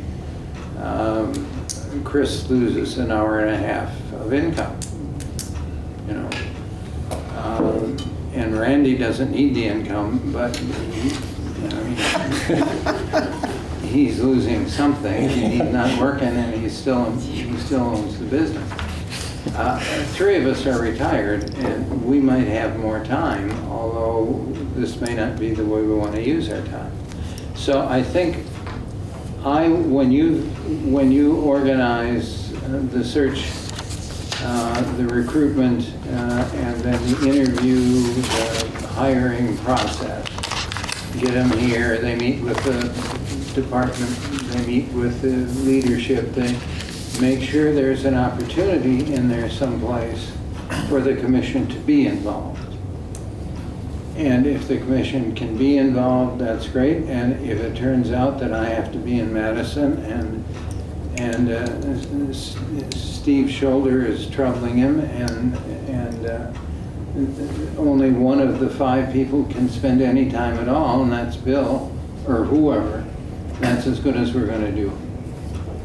The commission's volunteers, we're not employees, we don't have a work schedule, and so we'll do the best we can to participate, to help, and to listen to a candidate and tell you what we took away from that experience. But I would be real reluctant to pin the commission and the commissioners down too tight, because it just isn't going to work that way. Does that make sense? Yeah, I was just going to ask for a little bit further clarification. Am I understanding that maybe the maximum involvement that you would envision would be one of you to sit on the interview panel as one of the members of the interview panel? Is that? If we can do it, fine. And if we can do 2, that's fine. Okay. And if it's an unusual day and we can do 3, that's even better. Okay. But I'm not counting on In the past, which is years ago because we haven't done it, is we were usually involved in like the second to the last interview process. The chief would have been the final one, so you would be down to your final candidates. I can remember Jason's, you know, it was a series of structured questions, and then we scored them. Of course, everything was up to the chief, but, you know, something similar to that, I would think. One of the challenges that we're running into now with all the people in the academy is they're not having the opportunities to leave during the week. And so we're trying to maximize our time within one day to interview, evaluate, and then maybe do a chief's interview is what we had been doing. The new certification course really precludes them from going out and doing job interviews until they're certified, which reduces our ability to capture the candidates that we need, just with the given climate that we're experiencing. Yeah, so maybe you could structure it towards the end of the day. I don't know who's going to show up. I don't know if anybody can show up. But, See, I believe that the way organizations work is not either or. Either the commission's involved or the commission's not involved. That's not the way the real world is. The real world is a series of approximations. Let's come as close as we can to get as much involvement as we can. And sometimes it's going to be easy and sometimes we won't get any. And it's the best we can do, is, I think. As a principle, we would like the commission to be involved at some level. And I'll give you a perfect example. I was not involved with hiring this guy. He was from another academic department, another discipline. He was a scientist, all that sort. But they wanted to have an administrator experience him. So they said, why don't you take the guy out to dinner? And I said, fine. And we went to dinner at a nice restaurant. We had pleasant conversation and everything. And he ordered a steak and I ordered a steak because it's somebody else's money. It was wonderful. We get all done with it. And we're sitting there talking, drinking our coffee. And he reaches in his pocket for a pocket knife and proceeds to pick his teeth. I couldn't make any decision about his qualifications as a polymers and coatings chemist, but I can tell the Vice President for Academic Affairs he's fine as long as you don't feed him.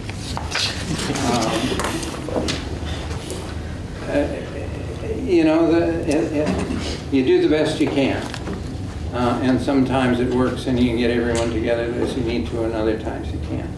I've talked too much. What's next on our agenda? Travis, have you still got something that you need to do? Vendor change. One more topic, yeah. Go ahead.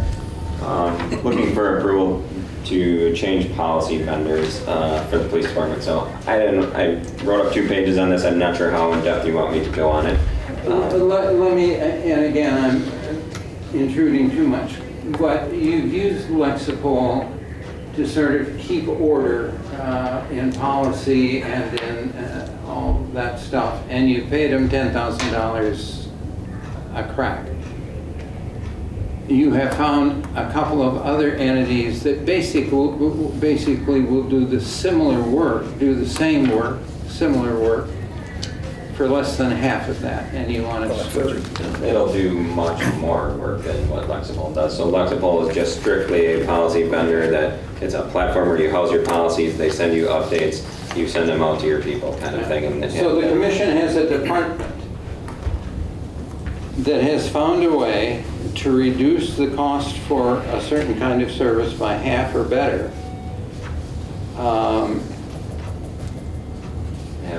And get more for it. And get more for it. And you want to know whether we approve that. Well, actually, what I'm more specifically looking for approval for is, as part of that transition to going to this other software platform that can do all of the same things, almost all the same things Lexipol can do, plus a whole bunch more, we also were considering completely moving away from Lexipol as our policy writer and trying to move to this company called CSI, which is Wisconsin-based, as our policy writer and our policy updater moving forward, still saving almost half of the cost over the course, or by next year. This year we have some implementation fees.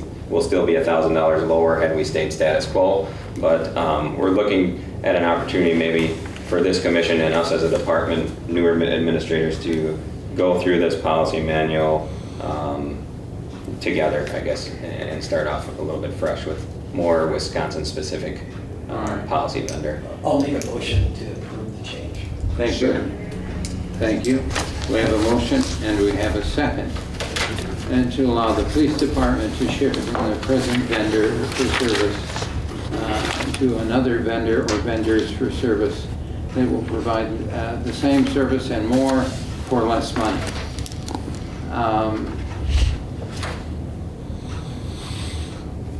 If I were to vote no for that, you ought to throw me off the damn commission. But anyway, do we need roll call? Do a roll call and I'll keep track of who says no. Gershman. Yes. Me. Yes. Pinker. Yes. Anderson. Yes. Keel. I'm not sure. Yeah. You know, this is a no-brainer. Jody talked to me about it, and, you know, you come away from those conversations. He wants to make sure he's doing it right and that the police department has covered all its bases and everything is foil. And I'm thinking, what's the issue here? Yeah, go ahead. So anyway, go ahead with that. Thank you. It couldn't be better. Next on the agenda, if I am right, is Chaplain, what do we want? Fire department. Fire department. Oh, yeah. Hurry up. Fire department activity. The fire department daily activities were fairly routine for the department for the month. One thing I would like to point out, on page 15C of your packet, you'll find the chart of comparison of total department responses by month. In January 2023, we had 320 calls, and in January 2024, we had 340 calls for the service. This is an increase of 20 calls from 2023. If we continue with 340 calls per month for the remainder of the year, we will be on pace for over 4,000 calls for service. This is consistent with the trend we've seen in recent years, and something we need to keep capturing. With that being said, I'd be happy to answer any questions the commission may have on the activity. Questions from the commission, please. I'm hearing none. So thank you for the clarity of the report you presented. Thank you. Anything else we need to do? Place it on file, right? All right, good. Okay. And then the next thing beyond that is chaplain stuff, right? Is that right?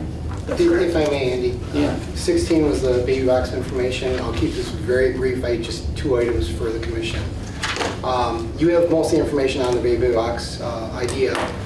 It was asked to be looked at by the city attorney. I included a copy of his response to all commissioners. Essentially, he had no issue with it as the attorney. Yeah. The second item, I would just request maybe some guidance from the commission if you want us to continue to pursue this idea, to put more time into researching it.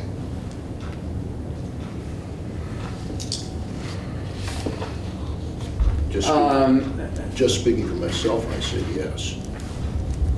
To continue to ask the fire department to continue looking into it. Yes. Yeah, I would continue the exploration for sure. I mean, we don't really have enough information to say yes or no right now. But I think it's worthwhile. We didn't want to put a lot of time into it until we had the commission. Yeah, So yeah, I would not. Well, you know, the commission is a decision-making body. Correct. And there's nothing better than making decisions with little information. We'd like to know as little as we possibly can about everything we decide.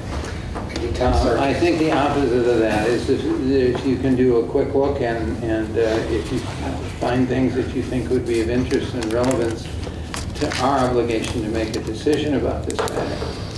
Yeah, go ahead. Thank you. Yeah. Andy, I apologize, and to the other commissioners, I have to leave. I have an appointment at 9:15. See you all later. Thank you. Thank you, Randy. Yeah, thank you. Appreciate you guys. So I have a question based on the literature here. It's, and this is more of an educational thing for me and maybe the public. It's specifically mentioning women or mothers, basically, with children. What about fathers? Fathers can drop off children. Anybody, Okay, so Anybody for the existing mother. public, just so that they know, a father can do that. Yep. It's not gender specific. Yes, I apologize for that. That's not your fault. It's just a lot of stuff is written that way. If it safeguards or prevents somebody from having a bad experience, a child dying or whatever, I'd rather that get out now publicly.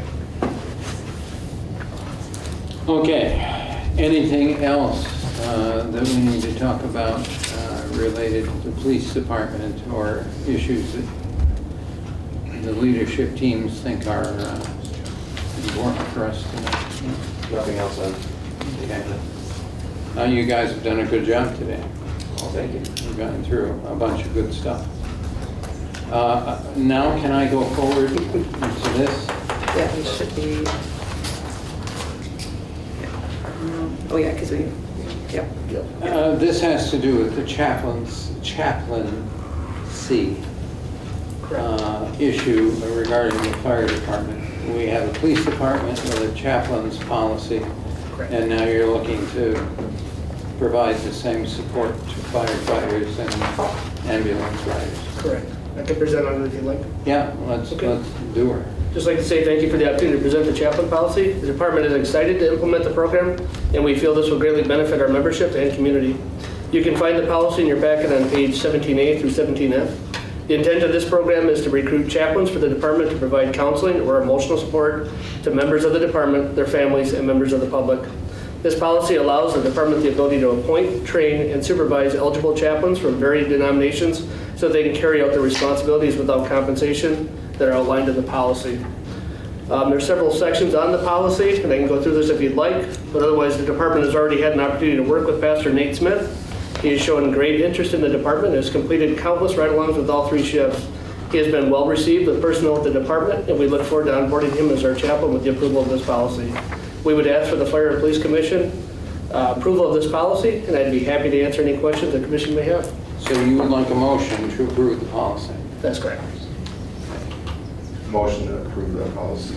That's fine, thank you. Is there a second to Steve's motion?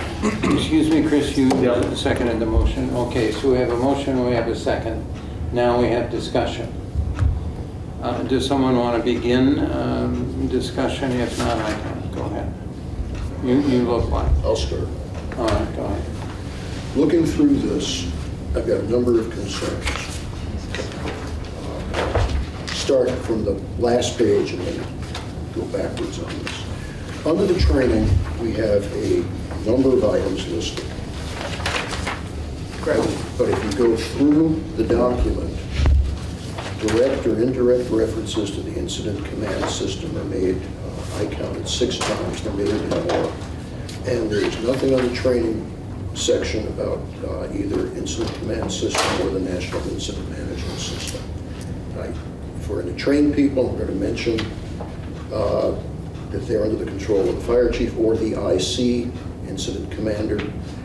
And if we're looking at incident command system, which is also mentioned, there's nothing in here to give them any type of familiarity with what's involved there. Okay, we can certainly add it. And I think that needs to be added. Okay. I have a concern. Just hang on here. This is going to section 332.7.2 operational guidelines. And I'm down at H. It says, when responding to in-progress calls for service, chaplains will be required to stand by in a secure area until the situation has been deemed safe. I read that, and the first thing that comes into my mind is this is responding to a law enforcement incident, not to a EMS call. It could certainly be both. EMS and police calls do sometimes tend to merge. Sometimes they might get on scene and find out there's actually an EMS need, and they would call. At that point, there could be a death. And the whole idea behind having a chaplain would be to respond to the scene and possibly talk with those that had the loss to kind of help them get. But I'm concerned about call for service until the situation has been deemed safe.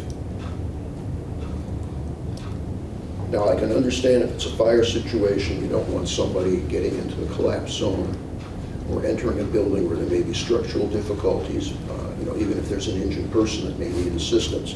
Correct. I think that's where it references standing by in a secure area. Right, but I think the implication here is a law enforcement implication. I think that has to be reworded in some way. So we're including specifically this department, or we're including interactions with other departments. Okay. Going on, the term counseling is used a number of times.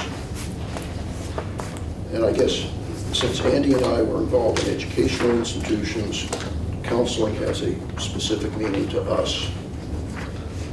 I can understand support, but for myself, and I think for other people that read that, you need to know what counseling involves. I'll go to the next point and can come back on that. Yeah, let me butt in. the skills and training of a minister and the skills and training of a counselor are very, very different. And you use them as if they're sort of the same thing. That language is unacceptable to me. You know, I chaired the largest counseling program between Minneapolis and Seattle, 400 active graduate students at the master's and doctoral level. And I gotta tell you, if you talk to anyone in those programs and use ministerial skills and counseling skills interchangeably, they would go crazy, because they're not. I mean, they just aren't. So what I'm saying is that I think you gotta find language that either distinguishes between them or doesn't do anything with it at all. Can I respond to that? Yeah. When you look at 332.8, privileged communications, it says no person who provides chaplain services to members of the department may work or volunteer for the Marshfield Fire and Rescue Department in a capacity other than that of a chaplain. Chaplain shall be familiar with the state evidentiary law and rules pertaining to the limits of the clergy, pertinent psychotherapist, patient, and other potentially applicable privileges, and shall inform members when it appears reasonable, likely that the member is discussing matters that are not subject to the privileged communication. In such cases, the chaplain should consider referring the member to an appropriate counseling resource or available program. No chaplain shall provide counsel to or receive confidential communication from any Marshfield Fire and Rescue Department member concerning an incident personally witnessed by the chaplain or concerning an incident involving the chaplain. Does that language meet what you're looking for? Well, that's inconsistent with the language on 332.3 parentheses E, a minister of 5 years of successful counseling or ministry experience, as if it doesn't make any difference which one, you just have to do one or the other. Well, that's like saying, we're looking for someone who's got 5 years of veterinary experience or 5 years of orthopedic surgery experience, as if they're the same thing, and they flat aren't. What section was that again? The first page. Under eligibility. Eligibilities. Yeah. And it's E, letter E.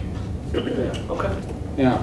We'll take a peek at eligibility. Yeah, somehow or another, you gotta find a way to do, and to say, we would be looking for both is fine, but then distinguish that they're different skill sets. Okay. Going on, 332.7.4. This is item A. Assisting members in defusing a conflict or incident when requested. First question, are we talking something that's happening in-house, or is this external? And if we're diffusing a conflict or incident, is this something that falls more under the realm of the police department or the fire department? I would have to seek clarification on that. Okay, thank Bring you. it back at a future meeting. Then on item D, being available or if possible on duty during major demonstrations or any public function that requires the presence of a large number of department members. Major demonstration, that's a police function. And if we're going to have a chaplain at a demonstration, unless there's involvement of fire personnel in helping to suppress that or suppress any fires, hazardous materials that may be associated with that demonstration, I have great qualms about that particular item. Going down to assisting the community, I'm looking at item A.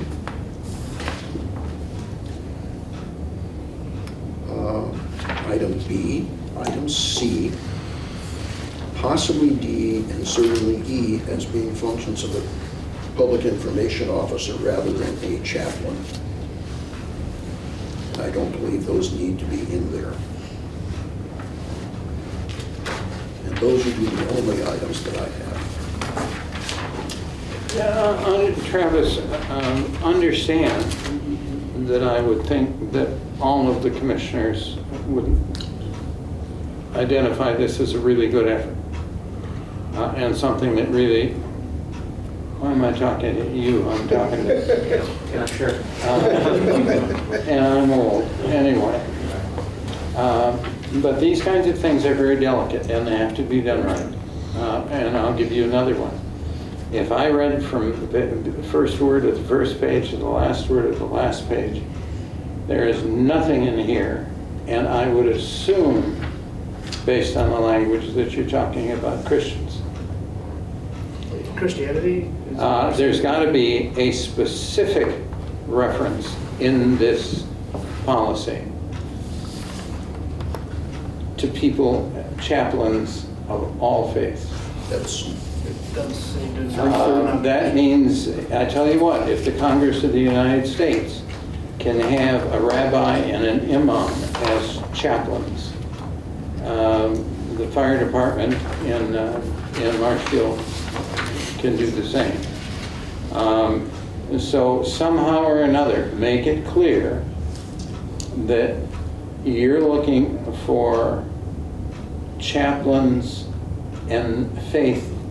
What faith they are doesn't make a difference. I would just point to 332.2. It basically goes through and says reasonable effort shall be made to incorporate chaplains from varying denominations, reflective of the community to be to the best extent possible. Does that? And I want to know, because in a town like Marshfield, does that include Jews and Muslims? I don't know that we're calling any one denomination out. I think we're calling out denominations as a whole. I'm telling you, if you want my support, you make it clearer, if you like, that you're talking about clergy from all faiths, regardless of what they are. Okay. It would be too easy. It would be even an unrecognized bias that the people looking for a chaplain just don't even think, is there a Muslim clergyman in town who could serve this function? Could well be. Is there a rabbi in town? No, but there could be. I think we need to be, in the present world that we live in, we need to be absolutely, sharply clear that denomination. Are you asking me to call an all faiths in this policy? Yeah, you could write saying, look, we're looking for chaplaincy experience and training from any and all faiths. It'd be just too easy. Oh yeah, they could, a rabbi could apply, and being a Jew is just fine.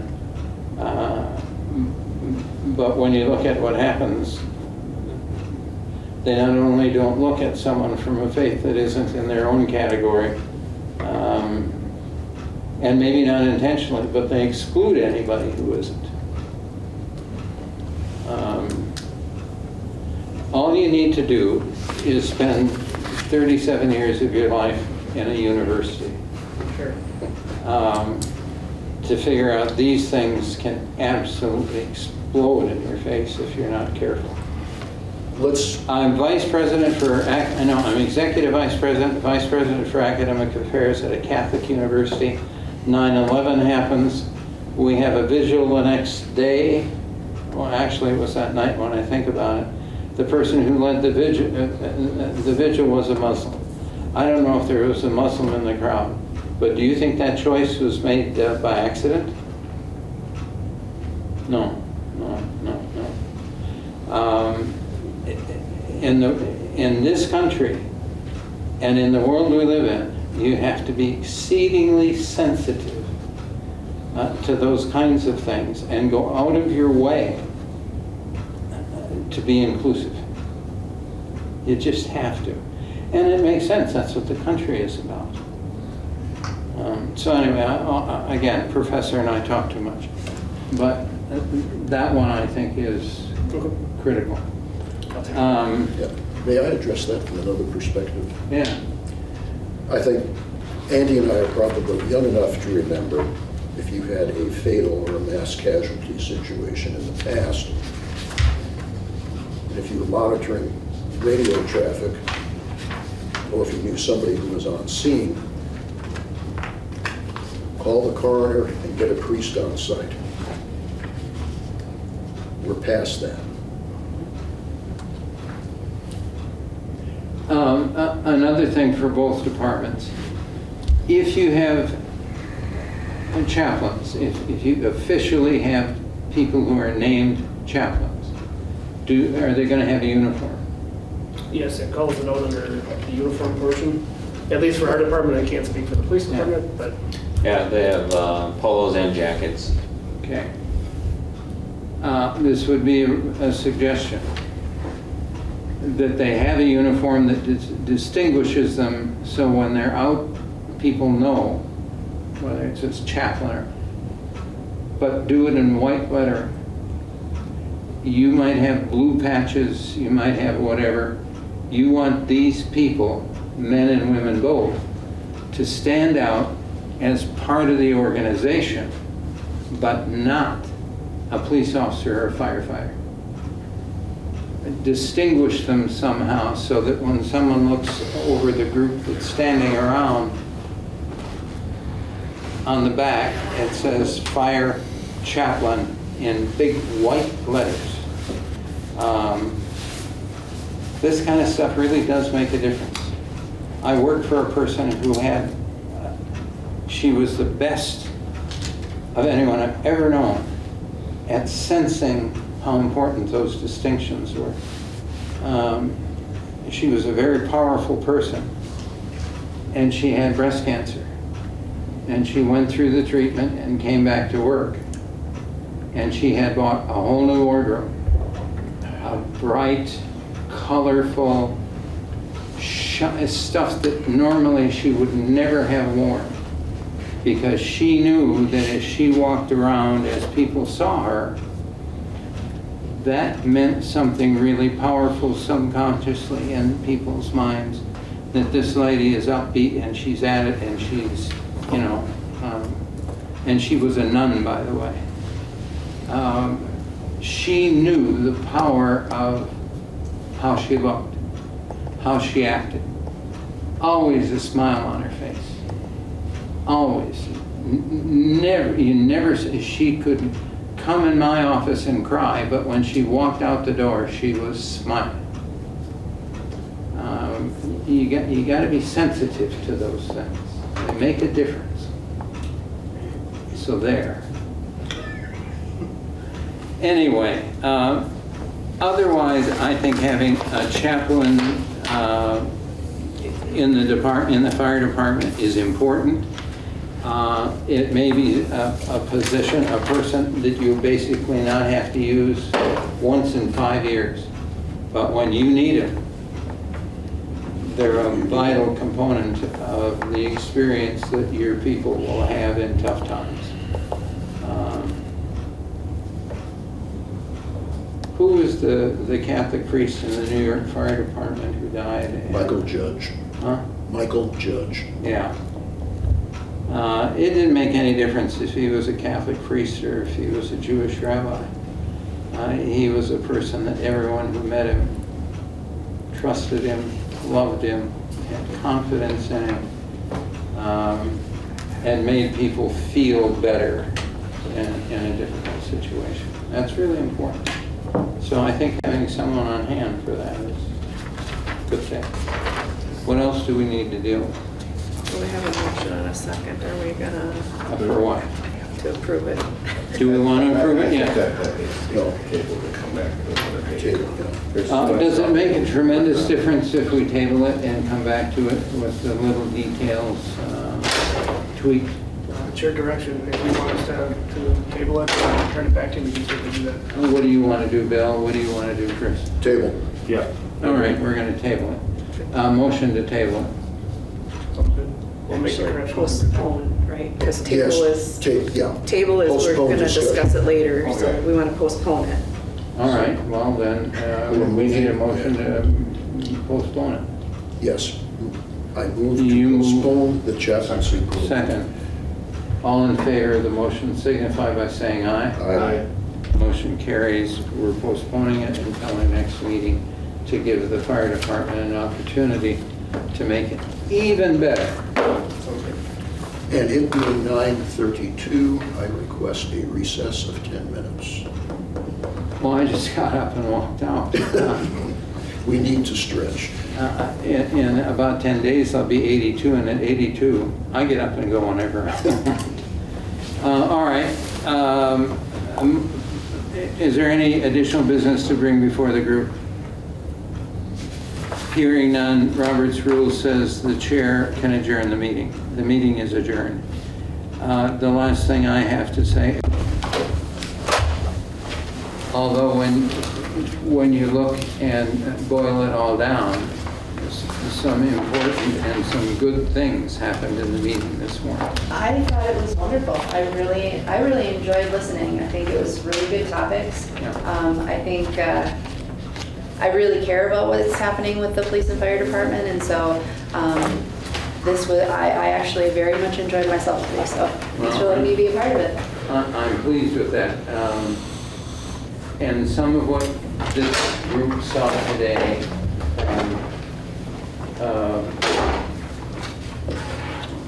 is it Jordan? Yeah. Yeah. From Jordan. The commission has never seen that kind of data before, and it was absolutely spectacularly wonderful. One thing that I'll share with you is so me being new too, Jordan and Jennifer and I have had conversations about like data and information. Yeah. Sometimes we don't always know what would be useful. So I think what's great is the feedback that you provided today is only going to encourage us to be able to like deep dive and dig into things and give you more. So if there's ever anything that you're wanting, it's always just good to ask because sometimes we don't know what you want to know. So that was great. An N of one is always the most powerful, right? Your own experience is the most powerful. Mm-hmm. I took a job and I had a faculty member in a conversation say something about salary and so on. And they said, when I totaled it up, I said, don't you know how your compensation is calculated, how your pay is figured? Oh, no one's ever told us that. Had no idea how the decision was made to pay them this much this year and then this much the next year. Sure. And it was faculty, and there are about 120 of them, and 120 PhDs in a room is an interesting experience. But anyway, I said, when you hold your meeting next time, I'll come and I'll put it on the board. And I came and I put it on the board, and it was the first time, and some of them have been there 30 years, that they had ever understood that there was a mechanism, there was a way that we calculated what we could afford to pay people. And that's the kind of thing that happened this morning. Twice, the commission, in the past, over the last 30 years, has gone to the city and asked for financials on the EMS. Now, it's the city's business. The enterprise fund is a city thing. It's not for the commissioner to acquire. Okay, we never knew. Until somebody said, you're in debt for $600,000. Nobody here knew that. What happened this morning, I don't think, if you've not been involved in this kind of stuff before, was absolutely stunning. Absolutely stunning. First time we've had that kind of data, and not do we understand it all, and we have all that we need, but I know better right now than I did an hour ago or an hour and a half ago about where we all are in dealing with that business. It's great.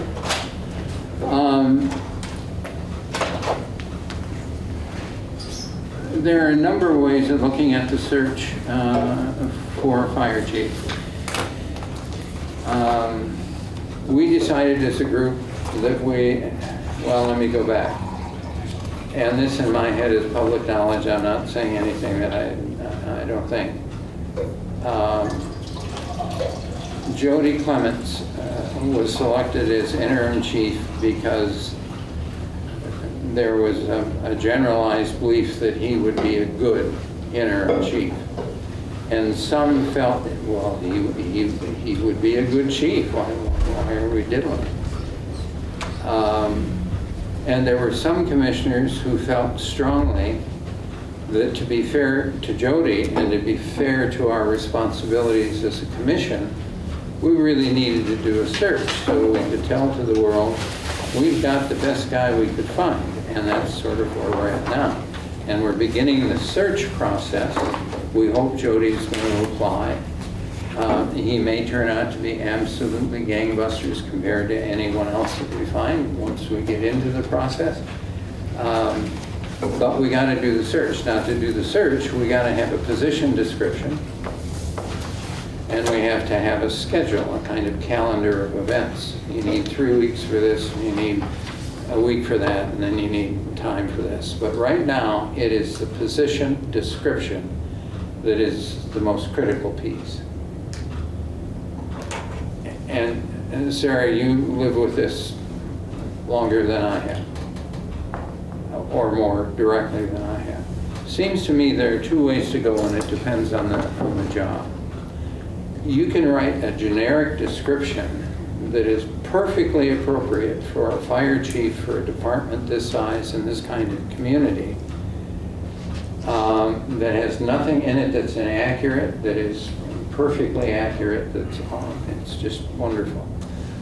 That's one, a kind of generic. Or you can say, we're the department in Marshfield, and here are the things that we want to see in our next chief. And you can write one that is very specific.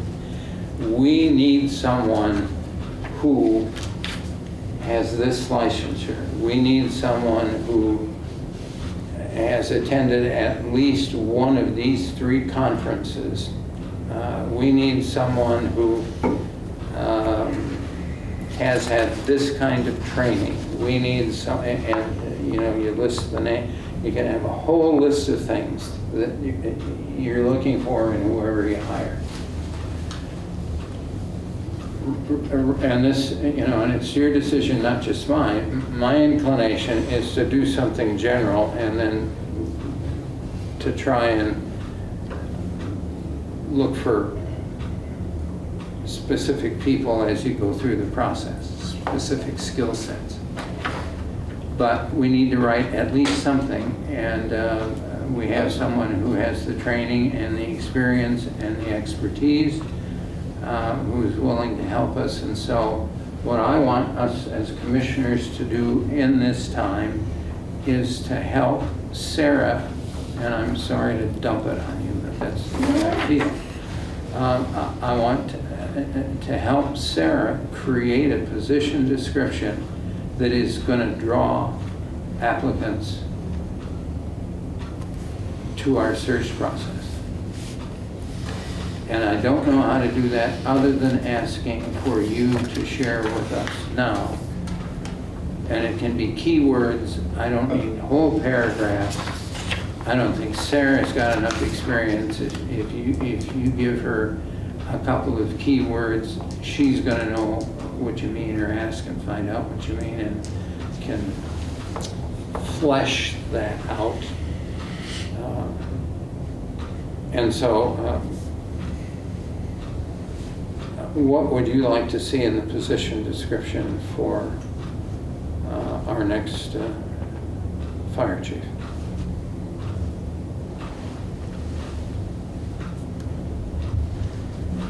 Teachers will sometimes talk about long, loud silences. And they ask the class a question, and there's silence. And that's okay, because people have to think about it. Well, Andy and I were talking the other day about descriptions and qualifications. And I mentioned to him that we could look at this from two directions. One, a quantitative direction, and in the particular job description we have in front of us, that's entirely quantitative. We're specifying percentages of time, we're specifying what sort of licenses, certifications, educations. Qualitative, that's something we've got to look at in terms of an interview and have perceptive questions when we're interviewing the people. So my question to Sarah, when we're looking at putting together a statement, and let me just use this as an example. The fire chief shall have, or the potential candidates shall have. How much do you need? For instance, qualifications.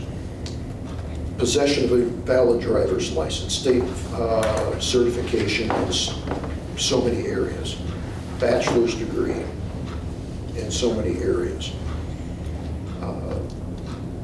incident command system training. How detailed do you need this to be? So I think one thing that we can talk about and you can decide for sure is, I think what I'm hearing is discussions about actually a variety of things that we can put out there. One being the actual job description, and typically with the actual job description, that's going to be a series of anywhere from 10 to 20 items that are the heavy hitter, main specific, big things that you want to make sure your next fire chief has. The current one that we have is 16. I would argue that there are at least one thing on here that is just we put on every single one, which would be number 16, regular attendance is required to carry out the essential functions of the position. To me, that's a filler because that would be just an expectation of anyone that works in any department. But what I would say is where you can get unique and you can bring it to this is what what we're looking specifically for the City of Marshfield Fire Chief is you can do it in one of two ways. One, in the job summary section, you can really focus in on maybe items that are more generalized but very much a need that aren't necessarily a job function. So that's where you could put stuff like, well, kind of like what is in here, responsibility for certain things. You can get a little more general in the job summary.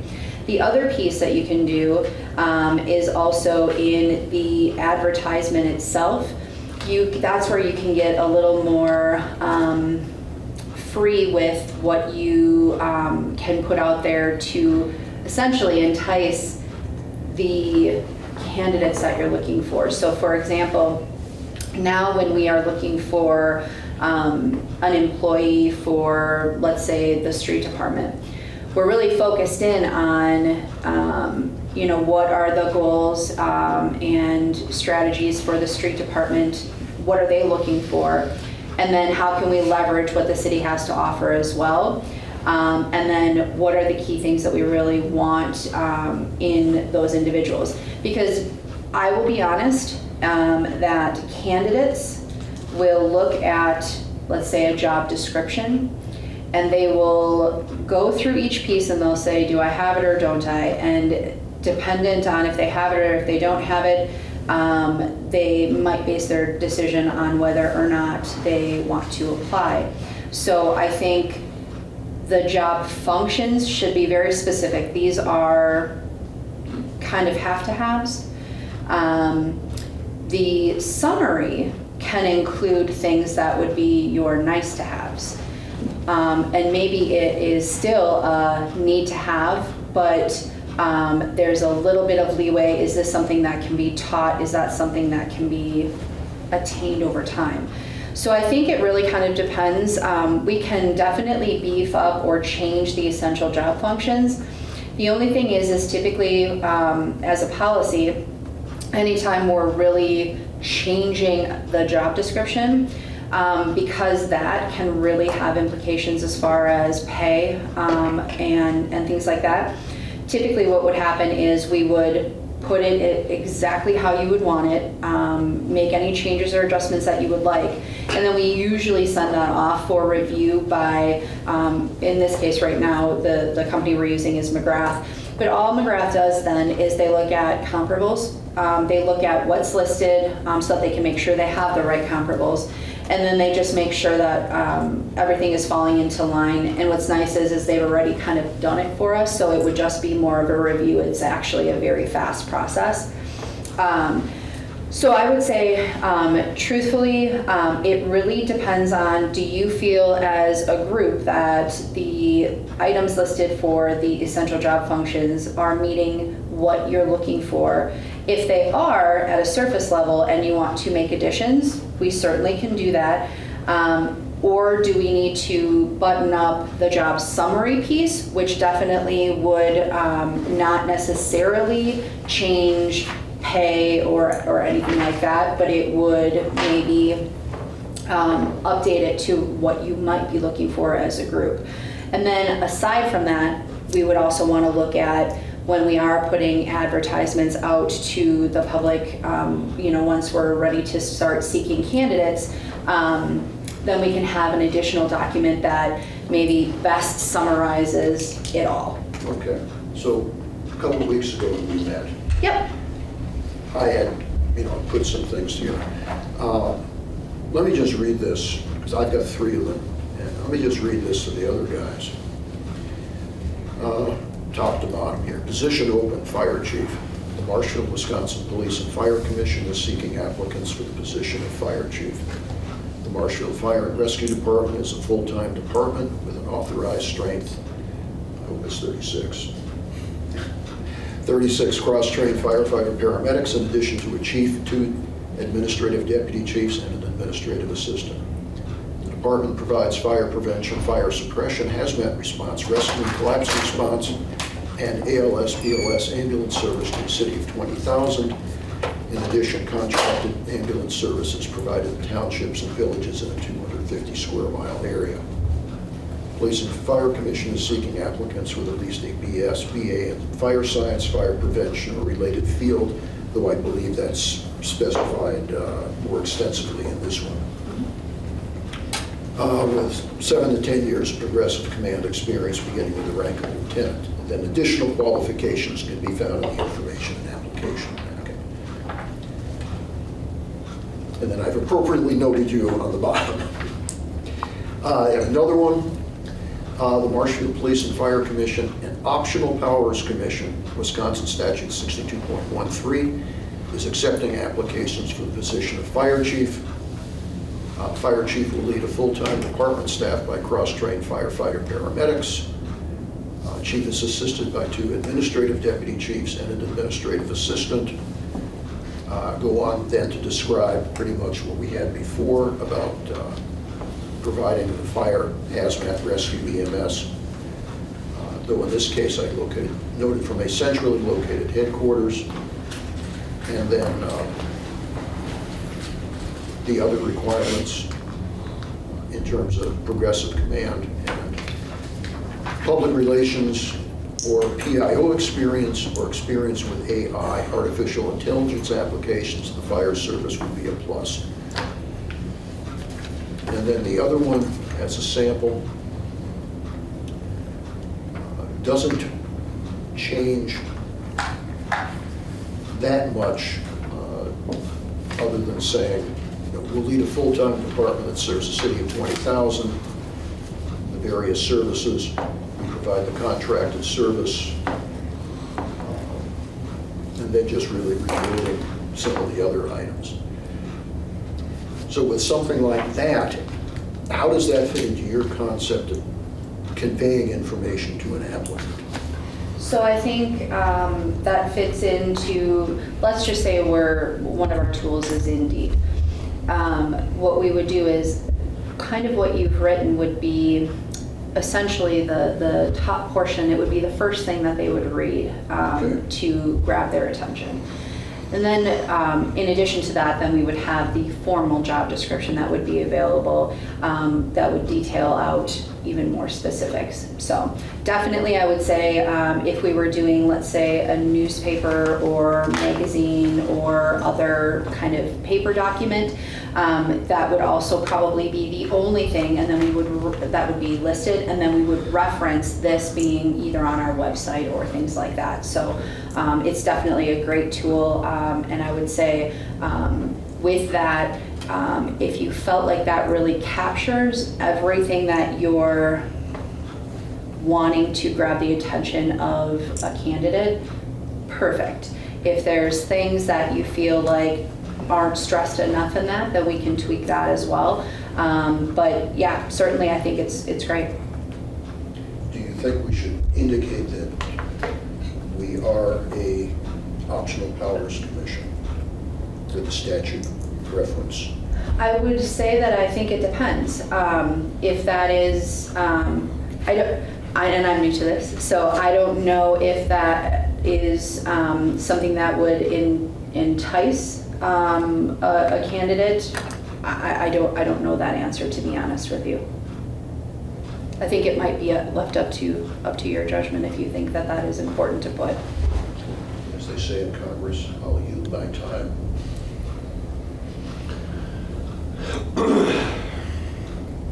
One of the questions that I have is under the required qualifications. So this document that you have, 2019, is this that was the last time this was updated? Is that? I have one from 2021, so I apologize if the one that you have, it may be older. I wasn't here when any of these were updated, so the most recent one I have is 2021. My question is kind of more towards these guys anyway. Is this being pre-pandemic, is there anything under qualifications we want to put if there was any new certifications that came out that post-pandemic that we should, Yeah, I understand your question. No, nothing has really changed as far as what the pandemic has done as far as the fire service. So it hasn't really changed anything in how operations go here? Correct. Steve? I have a couple things, mostly under, hold on just a second so I don't lose my train of thought.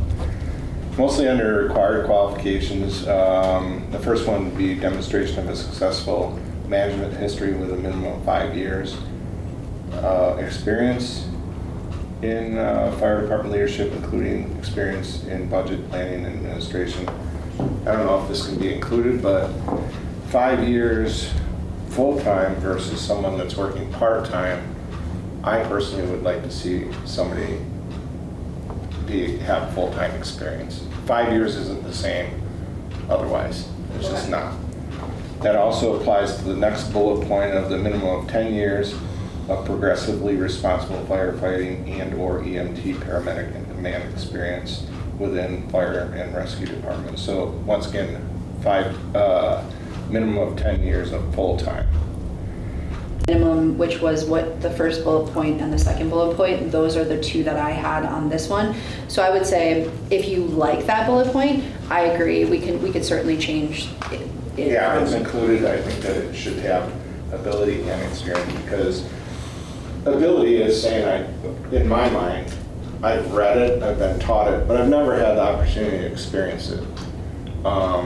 Experience kind of supersedes that in my mind.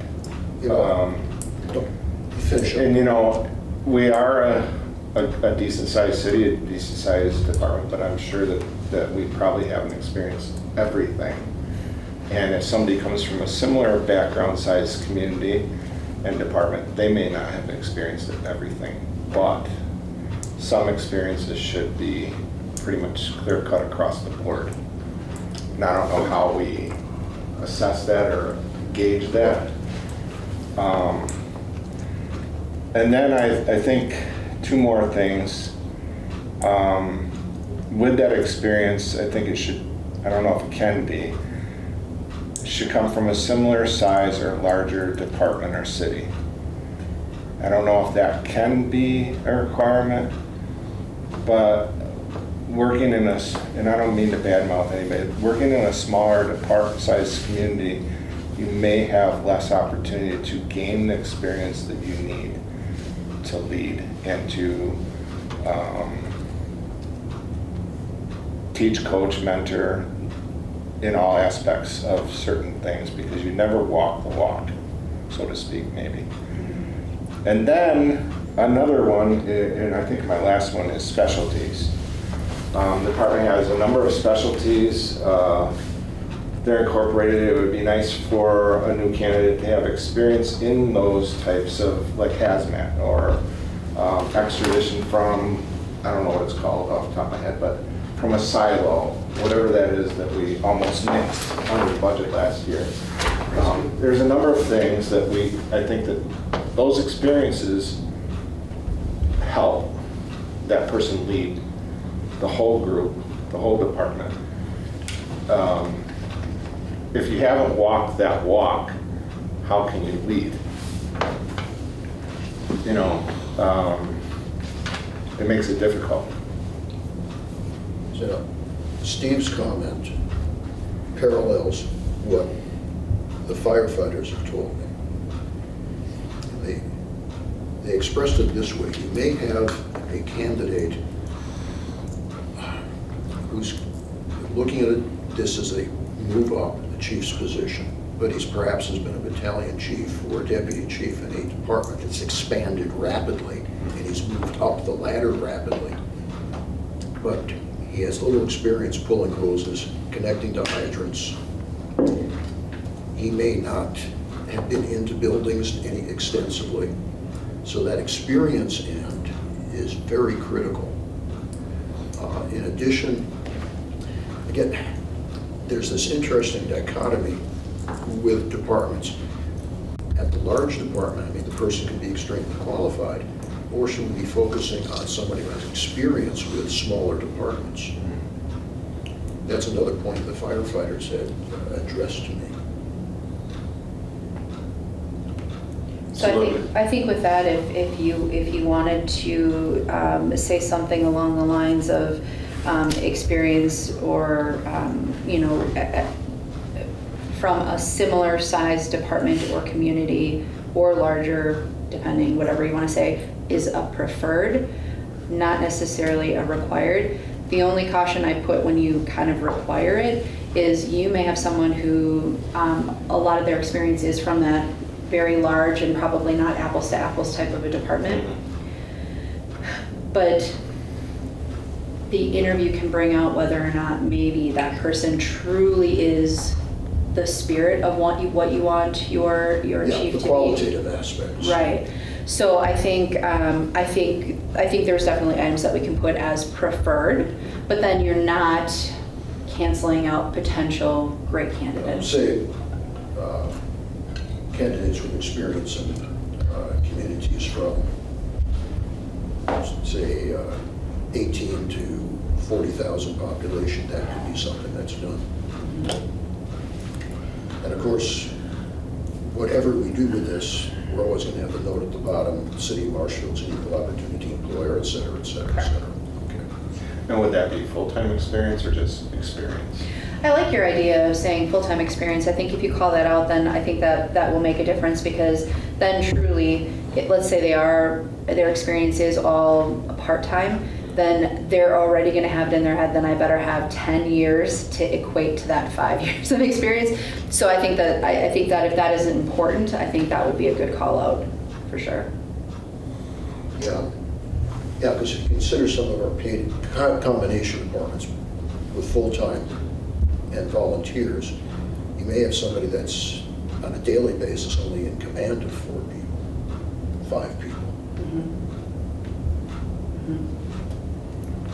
I just have a question off of what you were talking about before with this experience and proving that you have a minimum of an amount. Do those items mean or point to that they've had to reach a certain rank to achieve these experiences? I mean, from what I was reading here. When Steve, so Yeah, he's it's talking about leadership, and I just being able think to prove that you have X amount of years of experience. Does that mean that in the past that they have reached a certain rank within the department to achieve that sort of thing? Is that what those things are saying? I just didn't read the entire sentence. It is referring to leadership and command experience. But those so types of things. do we need to specify a certain level of rank that you need to have reached? Or is this generalizing that too much? Or I've seen them go two ways. One is to use progressive leadership as a term. It's 7-10 years of progressive leadership. On the other hand, like I worded these samples, looking at a specific position. So command experience beginning with lieutenant, or beginning with captain. Because that shows at that point somebody has moved through the ranks, has achieved the leadership position. okay, and that's kind of where I was trying to get at here, because it doesn't specifically list that in here, but right. If it's going to be part of our opening statement, you know. It does, but I just didn't read these parts, the parts that are underlined. Can I take a little bit here? I don't agree with a lot of this. I think it's crap. In 1936, Dwight D. Eisenhower was a colonel in Kansas. Less than 10 years later, he's Supreme Allied Commander of the Allies' war effort in the West. He didn't have any of the experience that you would have expected him to have.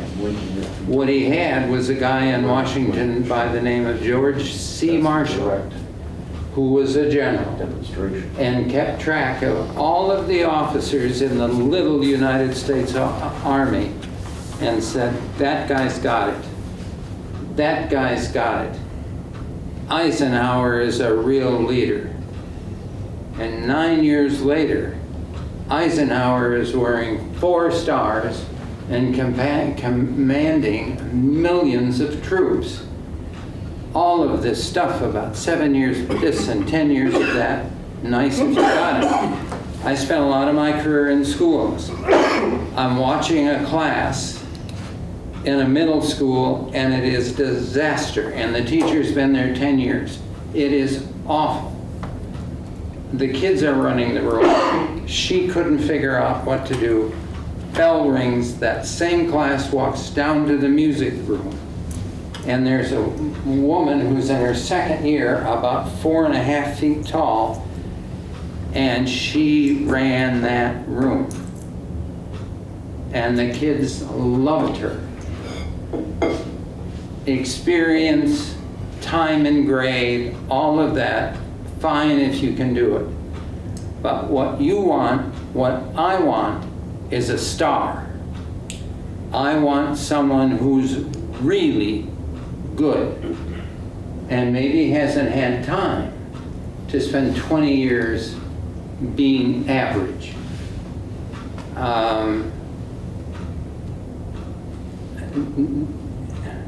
I've hired a lot of people in my time, and I understand about the need for minimum qualifications, and if you don't have a PhD from an accredited university, I won't even talk to you. And if I take you to dinner and you pick your teeth with a pocket knife, I'm not hiring you. I mean, there are all kinds of ways to make decisions. But I don't hear anyone talking about the guy who comes in and somehow you know they're special.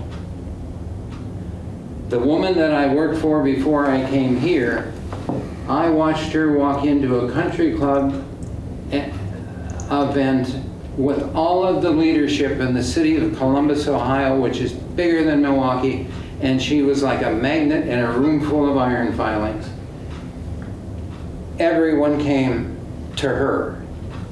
She had power. People believed in her. if she had said, I want you all to go out and jump in the swimming pool, whether you can swim or not, they would have gone. I want leadership. Does that make sense? I want somebody who believes and can carry people with them. I don't give a shit if they've had 10 years experience or 2. 10 years experience and average performance, I'm not interested in. Have I made myself clear? Somehow we have to have some of both in what it is we look for. I think one of the things that, part of what I've learned over the years is having a good job description with the basics of a job, with kind of the minimums you're looking for, with some of those preferred but not required things are great. But then, to your point, I think the meat and potatoes really comes to you pick your top candidates based off of what you see on paper. And then when it comes to the interview, that's where you say, I know that these core competencies are what we're looking for, and these questions are going to get to the heart of that core competency. It's going to tell me whether or not I think this person is just good or if they're great, to your point.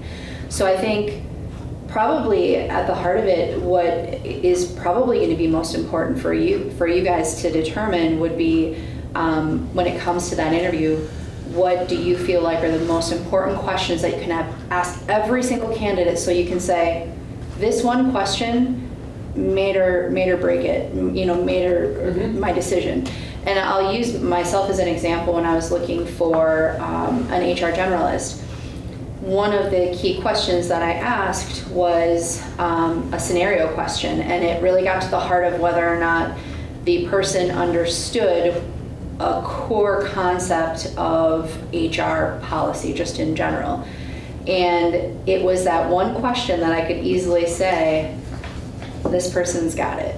And so I think that'll be super important for this group, will be that piece of preparing for those interviews, so that you really get everything you need to really make a really great decision. But I think the longer you make a job description, you do tend to lose candidates because they, and it might be a little bit different for this position in particular, but you want to keep it to the core things that this person is going to do, so they fully understand and grasp what this specific job is going to be.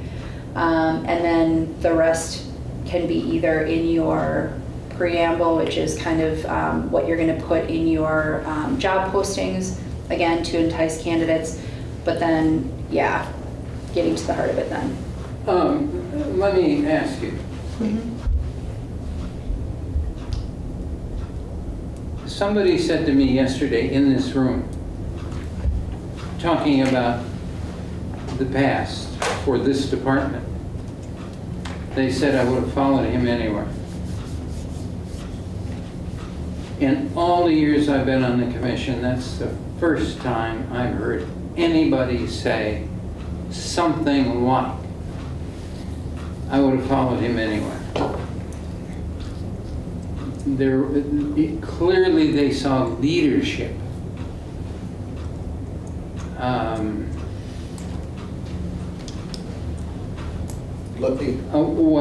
What I want, and again, I'm one of 5. I want, listen, understanding the culture,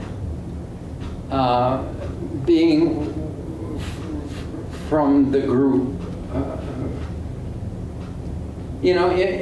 based on some of what I heard in this room just now, the only person we can hire is someone who's white and over 50. They're the only people that would meet the qualifications you've laid out.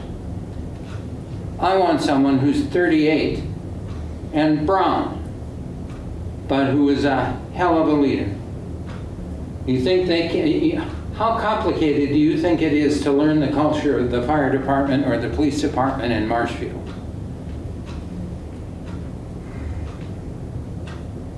Anyway, there are minimums that have to go in the position description, required, preferred, a paragraph that includes stuff that tells anyone who's got a brain that this isn't going to be important for whoever gets this job. And it might be issues of inclusivity, it might be issue, you don't know, you word those paragraphs so that you say what you want without saying what you want. But if we get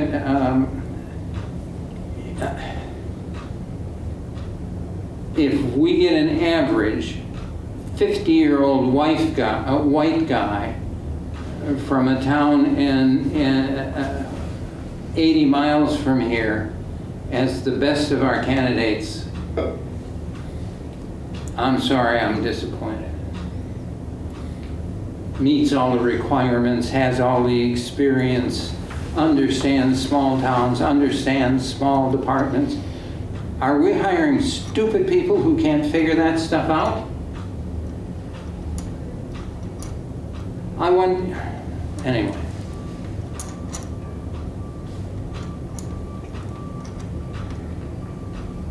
I think you put in too much, gotta have this experience and gotta have this licensure and gotta have this whatever. You're just winnowing away potential greatness. Excuse me, Andy. Yeah. I'm play devil's advocate with you just a little bit and not to get you flustered. We have this written within the police department policy. Yeah. For every rank and position in the department, in policy, you have to have this, you have to have that, you have to have so much time, so much experience. You have to be on probation, you have to have leadership, you have to have certain education, training. And we're looking at the chief of the fire department. We're not looking for a brand new person off the street to come in here and learn. And you know what I think all of that policy is in the police department? And you know, this is going to be taped and people are going to see and hear it. Yeah. And that's protective stuff. That's not necessarily in the best interest of the department. If you got somebody you hired as a patrol officer and in 5 years it was clear to everybody that that person was absolutely outstanding, smart, empathetic, sensitive, hardworking, great values, how long do they have to wait? You hold them back? Well, this is something that we can review later on down the road, the policy, if you want to potentially change. Well, you're telling me that I need to pay attention to that. No, I'm not saying that. Well, I'll tell you what. There are certain parameters that they have to follow. I'm sure there are in the fire department too for each position, minimums. And this is just minimum requirements as laid out. When was this draft written? I think the one that you have is 2019, the one that I have is 2020. So at least since 2019, it's been in place. Not that it can't be changed. And when I'm saying full-time versus part-time experience, I'm not assigning a gender or a race or any of that type of thing to anything that I've said whatsoever.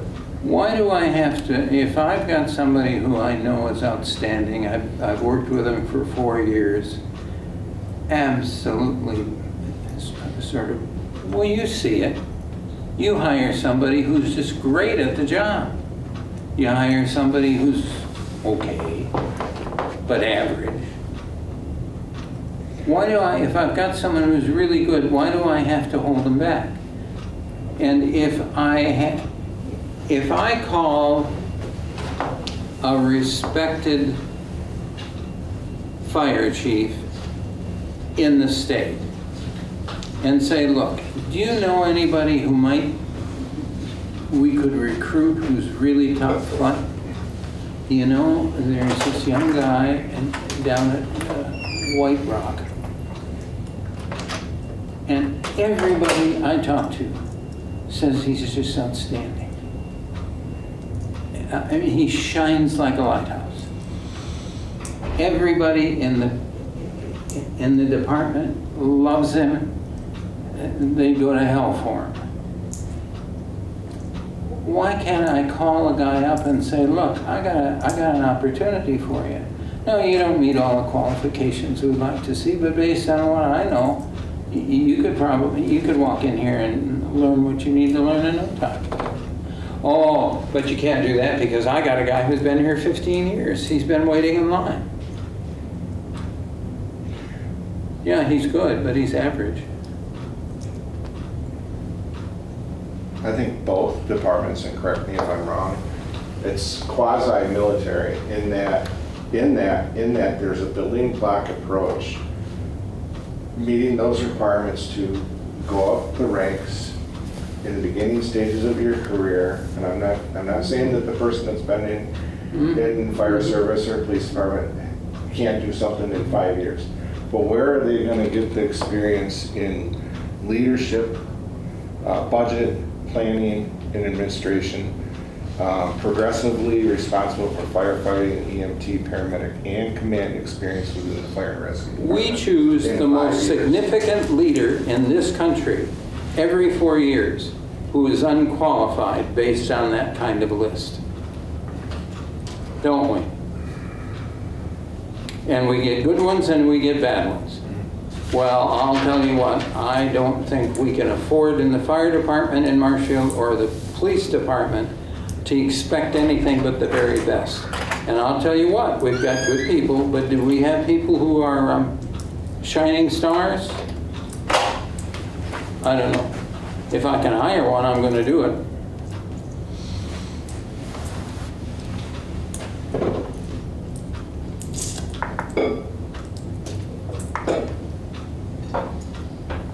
Well, I'll take Steve's comment.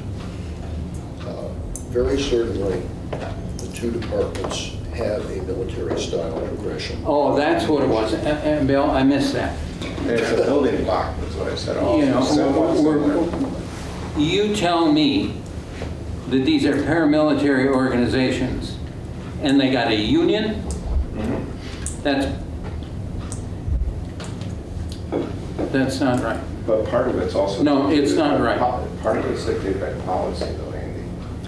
And how... Policy can't be changed? I didn't say it couldn't be, but I said that it could. I don't have to operate by policy if I think it's not right. Then I bring the group together and say we got to change the policy. That's not hard to do. I'll rephrase. No, we have to do things the way we've done them. These are not paramilitary organizations. When we have to negotiate, you know, in the Marines, two guys are in a foxhole and it's fight time. They aren't fighting for God and country and the American flag. They're fighting for the two guys. They're fighting for each other.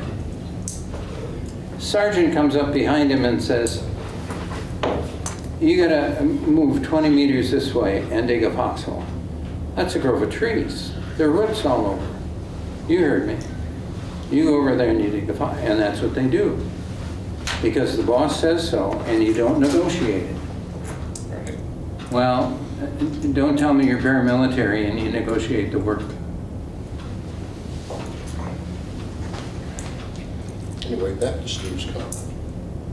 There is that style within fire service and in law enforcement.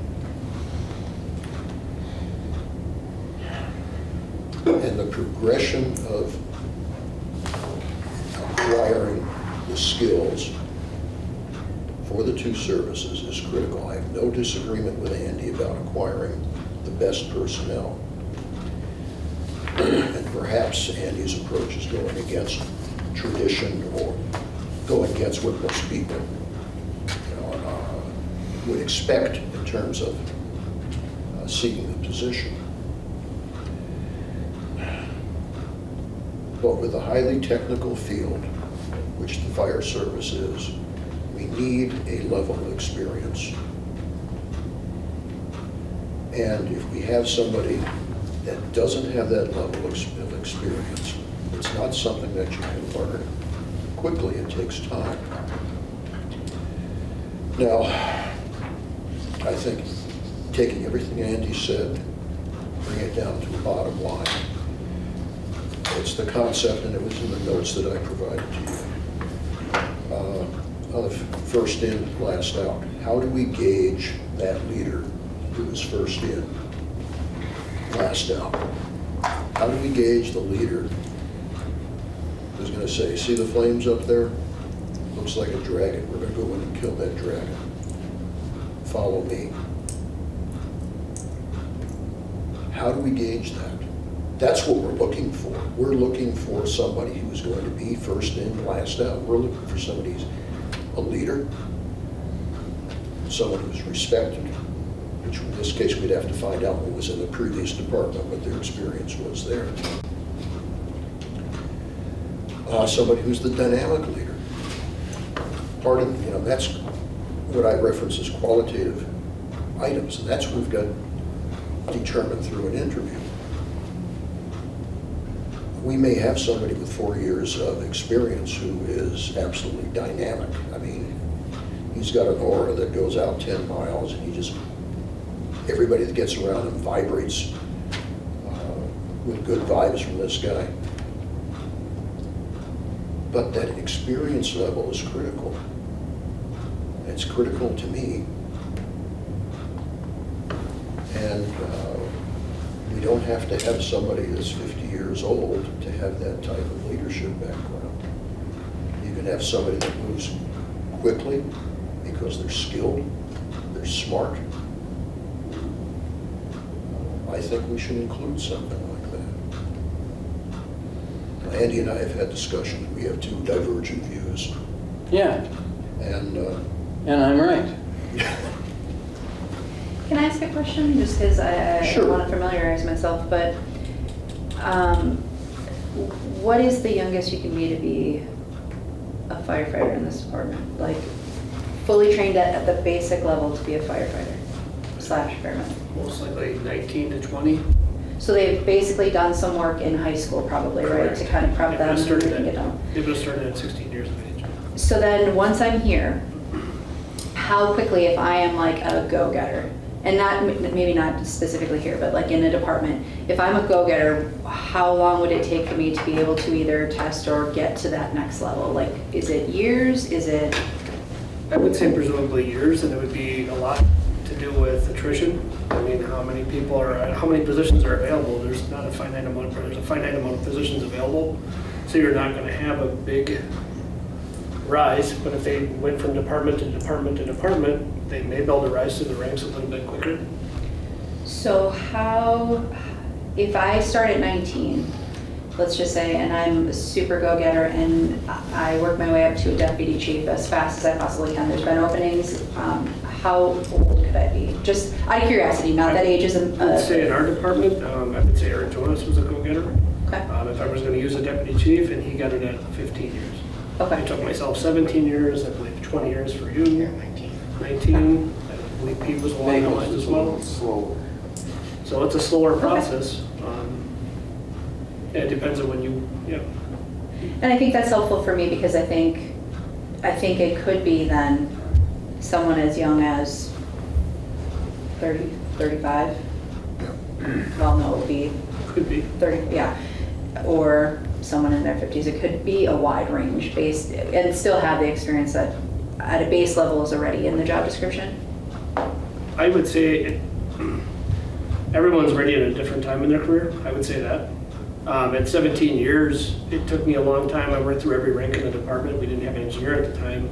But moving up through that, each one of those was a building block to understand all the different... They had retired out of the military. I'll tell you right now that the people who lead the military have not been through all of the available positions. You can't possibly do it. I would speak from my experience and say I can tell you that the guy that I knew, I mean, he's retired now, but we spent time together, the president of Century Insurance, which is the larger, he came from agriculture, ag machinery, to lead Century Insurance. And I remember people saying he's going to fail because he doesn't understand the business. And the reason that he and I would talk is that he was a tremendous science fiction fan. He had a collection of science fiction books that would fill a library. And I like that stuff. You know, I'm not disagreeing that there isn't some value, but I'm saying it is not the way it has to be. Do you really think that I've got a master's degree in military history. I lived on Army bases all the while I was growing up. My father was in the Army or in the military for 23 years. I have written and presented at international meetings about military stuff, but I've never been in the military. You think I'm unqualified to make decisions about military issues? that would be a hard one to speculate. I served in the military, so I understand what the rank and the file looks like. Yeah, well, I don't need to be one to understand. I think there's a lot that could be learned through actions and a lot learned on the line. I mean, So anyone, you can't be a leader in any field that you haven't participated in. I would say anytime that you need to lead in a field, it's better to fall back on the actions and the things that you've done throughout that time. Well, I knew a guy by the name, and I know these names because they were on the board, my board. The guy's name is Diamond McPherson, not Diamond, Diamond McPherson, the CEO of Nationwide Insurance. It's the third largest insurance company in the country. He was chair of my board.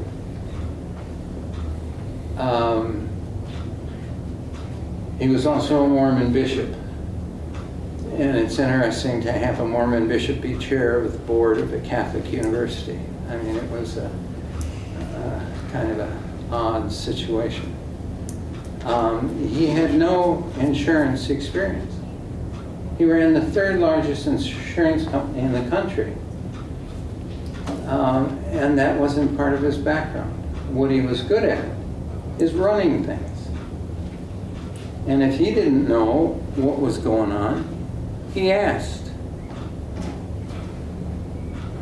You know, if there is anyone in Marshfield who appreciates the military, it ought to be me.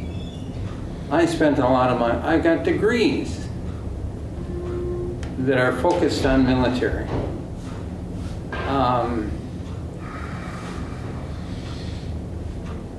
I've got a plaque from the Secretary of the Army thanking me for civilian service. It was presented to me at the Pentagon.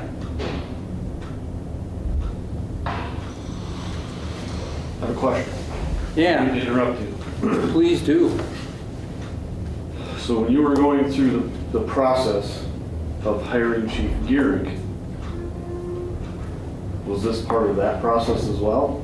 Where it was, we don't care about experience, we just want... No. We just want... No, you asked the wrong question. You know, I mean... We didn't hire him. We had a chief that we thought was really, and I think the department thought was really pretty good. I think Pete was well liked, well respected. Was a valued guy, and he left. And as in any organization, somebody has to run it. Somebody has to say yes or no, make decisions about going in this direction or that. And we picked Jody Goering to be the interim chief because he expressed interest to me and to others that if Pete left, he'd be interested in being the chief. No. No. Jody is police. Oh, well, there are too many Jodys. Because you were asking about the police. So they went through an interview process. Oh, yeah, Gruing went through it. Right, so. I remember sitting, we did the interviews in the City Hall chamber. So. And Jody There were not Gruing. minimum requirements for that interview process? Oh, yeah, sure. Okay, and I wouldn't suggest anyone to be fire chief here who didn't come out of the fire service somewhere. okay. But to say they've got to have 10 years of this and 7 years of that and this license. It doesn't, it says 5. Yeah, well, There's whatever. one of a minimum of 10 of progressive. Yeah, his was 10. There's two. There's yeah. two different sentences. One is a 5-year and one is a 10. Yeah, Or well, 7 and 10. Let me tell you what happened. We did a search and we interviewed 3 for the police chief, or 4? I think it's 4. 4. And we did it in the city, in the council chambers. And we were sitting where the council members sit, you know, that raised dais. And anyway, Jody Gruing came in, and I was on the commission. He comes in, and I remember leaning over and saying to the commissioner next to me, "Who is this guy? I've never seen him. He's a lieutenant in the police department, and I don't know who he is." And we did an interview, and he did gangbusters. He was head and shoulders above anyone else who interviewed. When he walked out, I said to the same person, "That's got to be our guy." That interview was outstanding. Okay, and I get that, but I think that's the next, you're a step or two ahead of this process. Because you don't get that feeling until you get that guy in front of you. Mm-hmm. And you know what the problem is right now? Is that the way we search for candidates to be chief by online stuff and in specialty publications and in newspapers and in all of that, they don't bring us the right people. We don't, well, and pools for the fire department, fire service and the police department, police departments, police service. And pools have gotten smaller and smaller and smaller.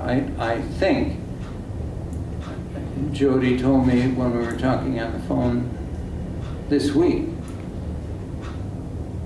that he figures the position they have open now, at best they have 3 applicants. Used to be they'd have 100. And so then, you know, I'm trying to be, and I'd say the same thing to you guys. I'm trying to be encouraging. Well, you know, you've only got 3, but if you got the right one, 3 is more than enough. Well, yeah, Jody Gruing came with us through this process. And in my judgment, we were lucky that he decided he was interested in becoming chief. Because the other candidates we had were not good. So. Let me give an example that more or less backs what Andy's saying. It's not that I am supporting it, but I'll just give you the example. I don't know whether these gentlemen remember back when Madison hired the lady from Florida for the chief's position. You do remember? Okay. Madison hired Deb Amsquare. She was from Florida. She did not have a degree in fire science. In fact, I don't believe she had her master's degree or bachelor's degree at all. I think, if my memory is correct, she was a music major. She was associated with the fire service, I think from someplace in northern Florida. I think she may have been associated at one time with Metro-Dade. She didn't fit what part of this group is talking about, but she fit what Andy's talking about. And she stayed there, what, 15, 17 years? It was a long tenure. It was a long tenure, and she was very successful. And she had difficulty the first 5 years, but she wound up being a successful chief. I'm not saying that's the right way to go. There were some other factors perhaps that made her more desirable for Madison, but she was the one that was picked and fits Andy's perspective. So it can work. Again, I'm not saying that's the right way to go, but it's worked for them. I don't know whether we're solving anything at this point. Well, I'll tell you what, part of, you know, I don't have strategies all built in my head before things, you know. I'm not a chess player that's 10 moves ahead of my opponent. That's not the way my head works. But I wanted to make sure with my tantrum that the commission allowed for something other than a 50-year-old white man. Does that make sense? If we get someone in here,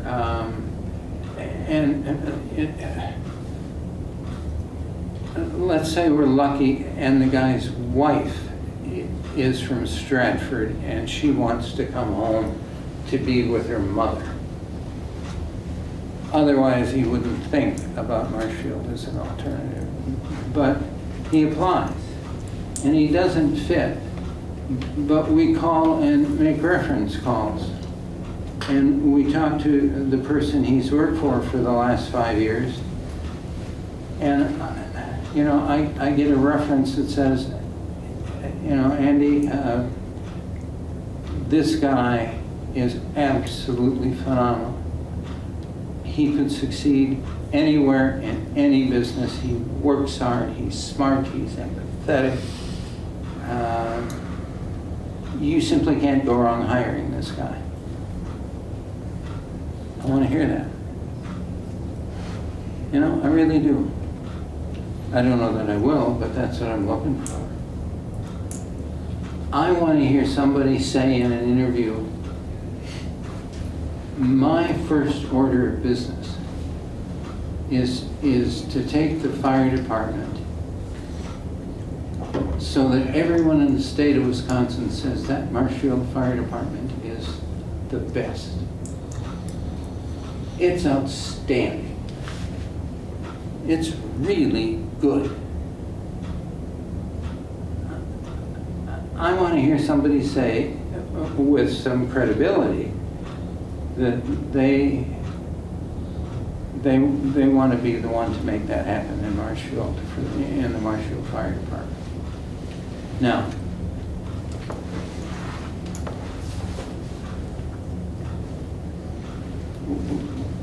we're going to get, you just watch, we're going to get people who say, it's a heck of a good department, and I want to keep it just the way it is. You know we're going to hear that. We've heard it every search we've done for police and fire chiefs. Oh, it's a good department, and I want to make sure that we keep it that way. I will go straight up the wall.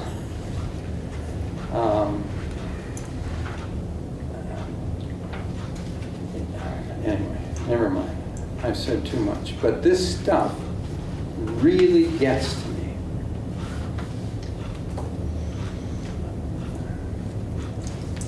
Marshfield is, you know, I've lived to lots of places, and I don't know how many places the rest of you have lived.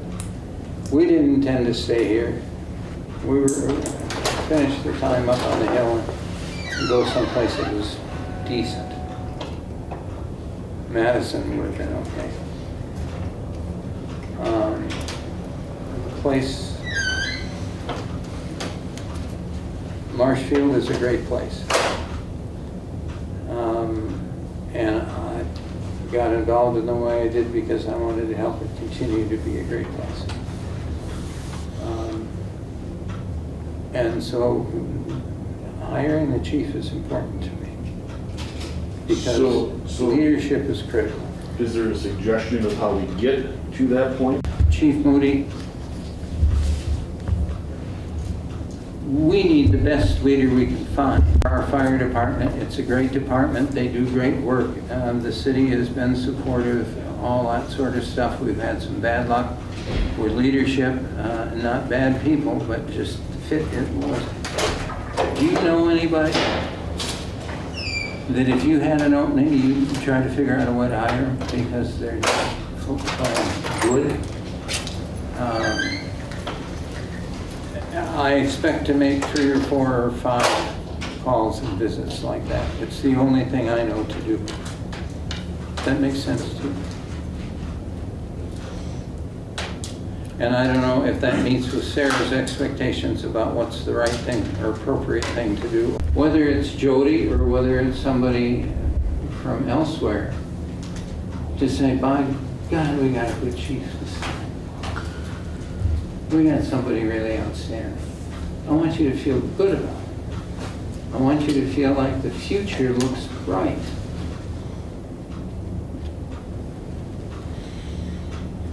I get passionate about these things. I don't think people realize that this is important to me because it's important to the community. And we all owe the community where we live as much as we can give them. Anyway, what do you want? I guess just direction as far as if... I would say, sort of write, if you would be willing, to try and draft 2 position descriptions, one that has all of the formal requirements and one that might be less formal but more attractive. Would that be a word? And then get the advertising out, get them to the websites and the publications where they will be. What do you read every month that is fire service stuff? Do you read magazines? Do you read websites? How do you stay in touch with the Fire engineering, we get bulletins through email from the Wisconsin Fire Chiefs Association. I'd say EMS bulletins. See, I would like to have a list of everything you typically look at, because you're going to give me then a list of what other people typically look at. And I don't know that Sarah knows what they are. Maybe she does. I don't. What do you look at that really good candidates might be looking at? Most likely fire engineering. If you want to get the broad base, fire engineering is a good magazine. Firehouse magazine is another one. Fire engineering, firehouse. Those are the 2 biggest. Is the EMS journal? Yeah, WAMSA, Fire Chief magazine you have in front of you. Fire chief magazine. We had a time when people got done with them, they'd put a pile in here and then you could take them home and look at them. I just brought 2 in today. Yeah, but I'm the one who takes them. Well, I used to take them home, but they haven't been around. Because I have them.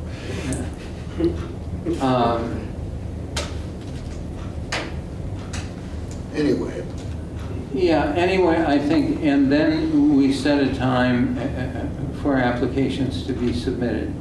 And when that time is up and we have 2, we got a major, major problem. We got to find another way to deal with this. And I think you guys have heard me. In my head, when you hire a recruiting firm, what you're hiring is their Rolodex. If you've got a recruiting firm that's been in business for any length of time, they've got a list of people who maybe applied, who've talked to them about maybe finding something, I was on the presidential search committee at a university. The search consultant, I saw him in the hallway. I said, "What are you doing?" My office was in a basement. He said, "Oh, I had a meeting and it got canceled and I'm just wandering around." "Well, come on in and have a cup of coffee." And in that conversation, I said to the search consultant, "If you ever find anything you think would be good for me, let me know." Well, that freed him from the part of his contract that said he wouldn't recruit from that campus for 5 years, because I asked him. Well, we became friends. Al, he didn't care about, he put ads in everything that everybody put ads in. But when you called him and said, we need he said, I want to come to the campus and I want to learn about it. I want to get a sense of who you are and how you're different and how you're the same. So he'd come and then he would write it all up and he'd give it to the people, and he was really good. He explained my campus better than I could have. And then he recruited. And I remember he called me and said, I got a place, told me about it. I said, no, I'm not interested. And then he called me again, Andy, I haven't had a letter from you. I got your CV. Oh, I thought about it. And then he called me again on a Sunday and he said, I'm meeting with the search committee tomorrow. Either you send me a letter saying you're interested in the job, or I'm taking you off my list. Well, I didn't want to be off this list because he might have had the next job was the one I really liked. So I sent him a letter, faxed him a letter. I went for an interview and I told my wife when I got on the plane, I'm doing this so Al doesn't take me off his list. When I got off the plane coming back at home, I said, if I can get that job, I'm going to take it. Best thing I ever did. And he said to me, I know you and I know the campus and this is your job. And he was right. I wrote him a letter saying I had no idea how powerful a search consultant could be in the history of an organization until that experience. That what I want is I want a search consultant who I say, come and spend time, spend a day, 2 days in the department, talking to everybody, looking at things, looking around the community, learning about the community, and then bring us 5 good candidates. And I can't find anybody who's up for that, who'll do that. They do it in higher ed, but they don't do it in public safety. And Bill has got a schedule that's laid out by days, and Sarah, I think you've seen it if you haven't, Bill, to make sure you get it. Times are short, you know. Advertise for 2 weeks, spend a week looking at what comes in, schedule interview, you know, I mean, if you push, you got to give it reasonable time if you can get it down. Just to make some concluding statements. Yeah. I think it's obvious Andy's coming from an entirely different recruiting perspective than most people are. Mm-hmm. And if I weren't damn near 82 years old, I'd go into the business because I think it is I think it's an absolutely critical function. And based on what I've found, police and fire services are badly served. And that's a shame. Well, again, obviously, Andy's coming from a different perspective than that which has been used for a long time in the fire service and police service. I can certainly see advantages to the way Andy is progressing that. But as Steve's noted, we, in a sense, we are tied into that description which is in the policy book, which specifies a minimum of 10 years of progressively responsible firefighting and/or EMT paramedic and command experience. It doesn't say lieutenant and above or captain and above. It fits in a progressive time span. Some of the things that we mentioned correspond to those points that were emphasized to me by the firefighters when I talked to the various shifts. I'll say one of the things they are critical about, they're looking for somebody who is going to lead, how they put it, was lead out front. They're going to get out there and they're going to get in front of the situations. They're going to get in front of the department and bring the department to the best it can be. They're looking for somebody who is going to be first in, last out in terms of the command, being able to deal with the command aspect of the department. I think going to what Andy was talking about in a number of his comments refers back to a comment that was made both in discussions and in some literature. They're looking for a leader. I'm talking, the firefighters. Not that they are driving the hiring process. We do the hiring. And in looking at leadership, results, not salutes. Are we going to get somebody who is result-oriented? Do we have somebody who is going to take his leadership and create trust within the members? Do we have somebody who's going to lead by example? Who's going to get out there with that dynamic example? Are we going to have somebody who's out there and I don't know which term to use, whether it's attentive listening or aggressive listening or active listening. Listen to the members. We're looking for somebody that's going to be viewing the members in the department as critical assets, not as a name on a duty board. That's just some of the things the firefighters have mentioned to me. So at that, one of the things that was mentioned to me by some of the firefighters, they're looking for somebody who goes beyond the white shirt. And I think that fits into what Andy is talking about in part. Somebody who gets out there and is dynamic. Someone who is not afraid to get out there and pull hose, raise a ladder if necessary. And somebody who's going to be out there confronting issues to move the department forward. Does that help you, Andy?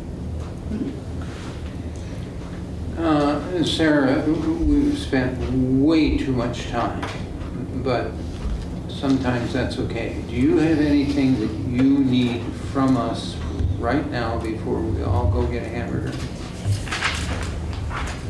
I think based on what you're asking for the two different types of descriptions, just any updates, I can certainly take a crack at it and then definitely let me know if I'm on the right path. I guess as far as the timeline, where are we at with your expectations? Bill, can you share the timeline you created with Sarah? And yes, I will. And I think basically, because Bill has done this before, he's created a timeline with as short a timeline as you can do and meet the minimums,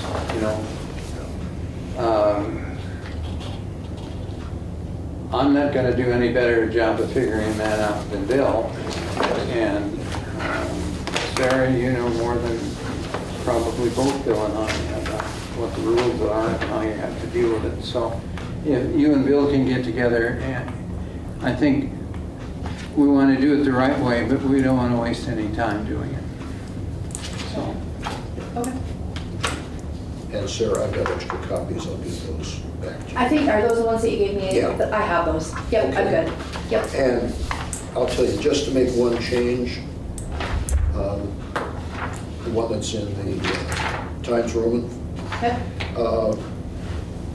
I know Andy is very interested in AI, but potentially a substitute would be experience with GIS applications of the fire service. Be broader. Say, emerging technologies. We could do that too. Yeah. I don't know how AI is going to affect your work or the work of the police department. But I tell you right now, 10 years from now, you're going to be swallowing it in huge chunks. Everybody is. And it seems to me you sort of need to get prepared for that. I read a piece just recently that related to the clinic. And the president of the clinic has, I've heard him say it, they are behind the front when it comes to AI and the clinic's business. It's going to, they aren't at the front, and you really do need to be. Everyone's going to be swallowing it. I have a couple questions, please bear with me, I don't mean to rehash everything. Yeah. I know that we review these things as commissioners, but I believe this is actually derived from city policy, is that correct? This stuff here, yep. So if any of this were to be changed or modified, I think that the common council would be the ones that be approving the city policy if any changes regarding this. And what are those? Well, the minimum of 10 years progressive, responsible firefighting, et cetera, and also the 5 or 7 years minimum fire department leadership. No. All those other things, and I don't mean to interrupt. No. So if they would be the ones that, if we want it changed, I think we need to recommend that they review it and they come up with what their changes are. No, I'm wrong. No. Look at the statute. Even commissions, police and fire commissions, without optional powers, one of the two, since 1893, one of the two things that we have to do is hire and fire chiefs. We write They it. don't set the standards. So we write it and then they approve, ultimately approve it to become policy. What we Yeah, write. yeah. Well, and if the policy doesn't make any sense to us, I'll tell you what, the statute comes first, not the common council's policy. Okay, having said that, Sarah's going to go back and write up 2 different proposals for an application process, but we haven't even come down to are we going to change anything in this required qualification? Are we going to eliminate anything in here? I mean, there's core things that basically I think everybody could come to an agreement so we don't have to wait 2 or another month or 2. Let's see what the congruity is between what's there and what Sarah creates. She's got that too. She knows how to deal with that. And if there is if we think there should be incongruity, then as a group we can make that decision. And yeah, and listen,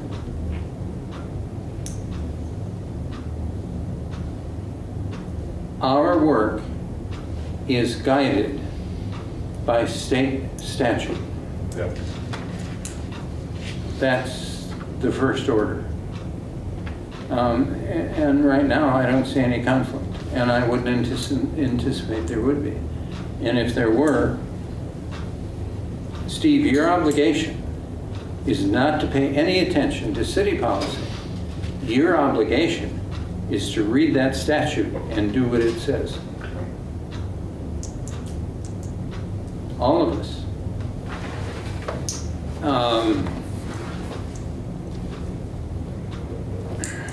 So as of now, you're not touching this? No. Okay, because I wanted to make sure. I just wanted to know if there was... And Sarah, you understood that too. They're not touching the job I just want to know, position description. out of all these bullet point required qualifications, I think that we can come to a consensus of the ones that we agree with that should be in there as police and fire commissioners, and which ones are we going to potentially change to meet this application process is what I'm saying. Because Sarah can go back and write up these 2 proposed application processes, and that's going to take our next, unless we have a special meeting, we've got another month or 3 weeks until our next meeting. We've given direction to Sarah. What more do you want to give to Sarah? what review do you want to make? How much approval do we need to have of what she prepares? I'm asking. I just said that, Andy. These require minimum qualifications. We've all agreed to this in the past, but is there anything in there that, based on our conversation, there's 2 of them or 3 of them that are a sticking point, it seems like, for you?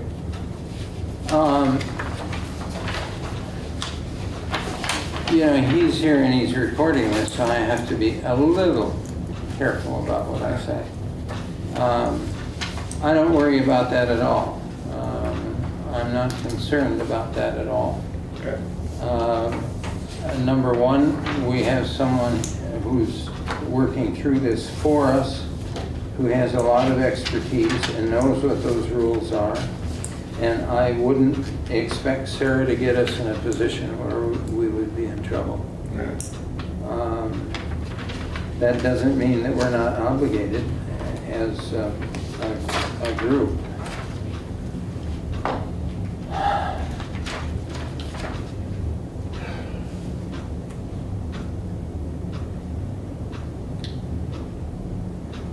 The responsibilities of a commission with optional powers. Number one, to organize, supervise the fire and police or combined protective services departments, and to prescribe rules and regulations for their control and management. We run it.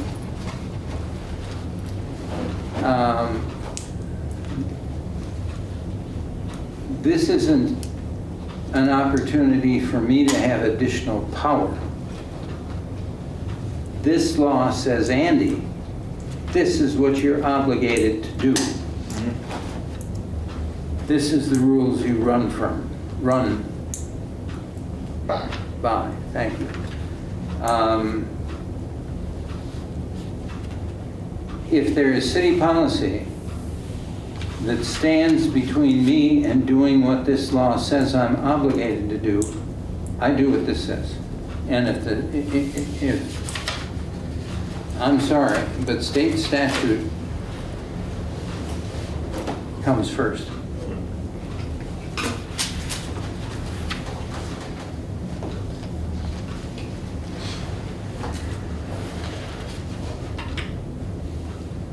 When I was up on the Hill, we wanted to do a new computer science course because enrollment in the intros was falling to nothing.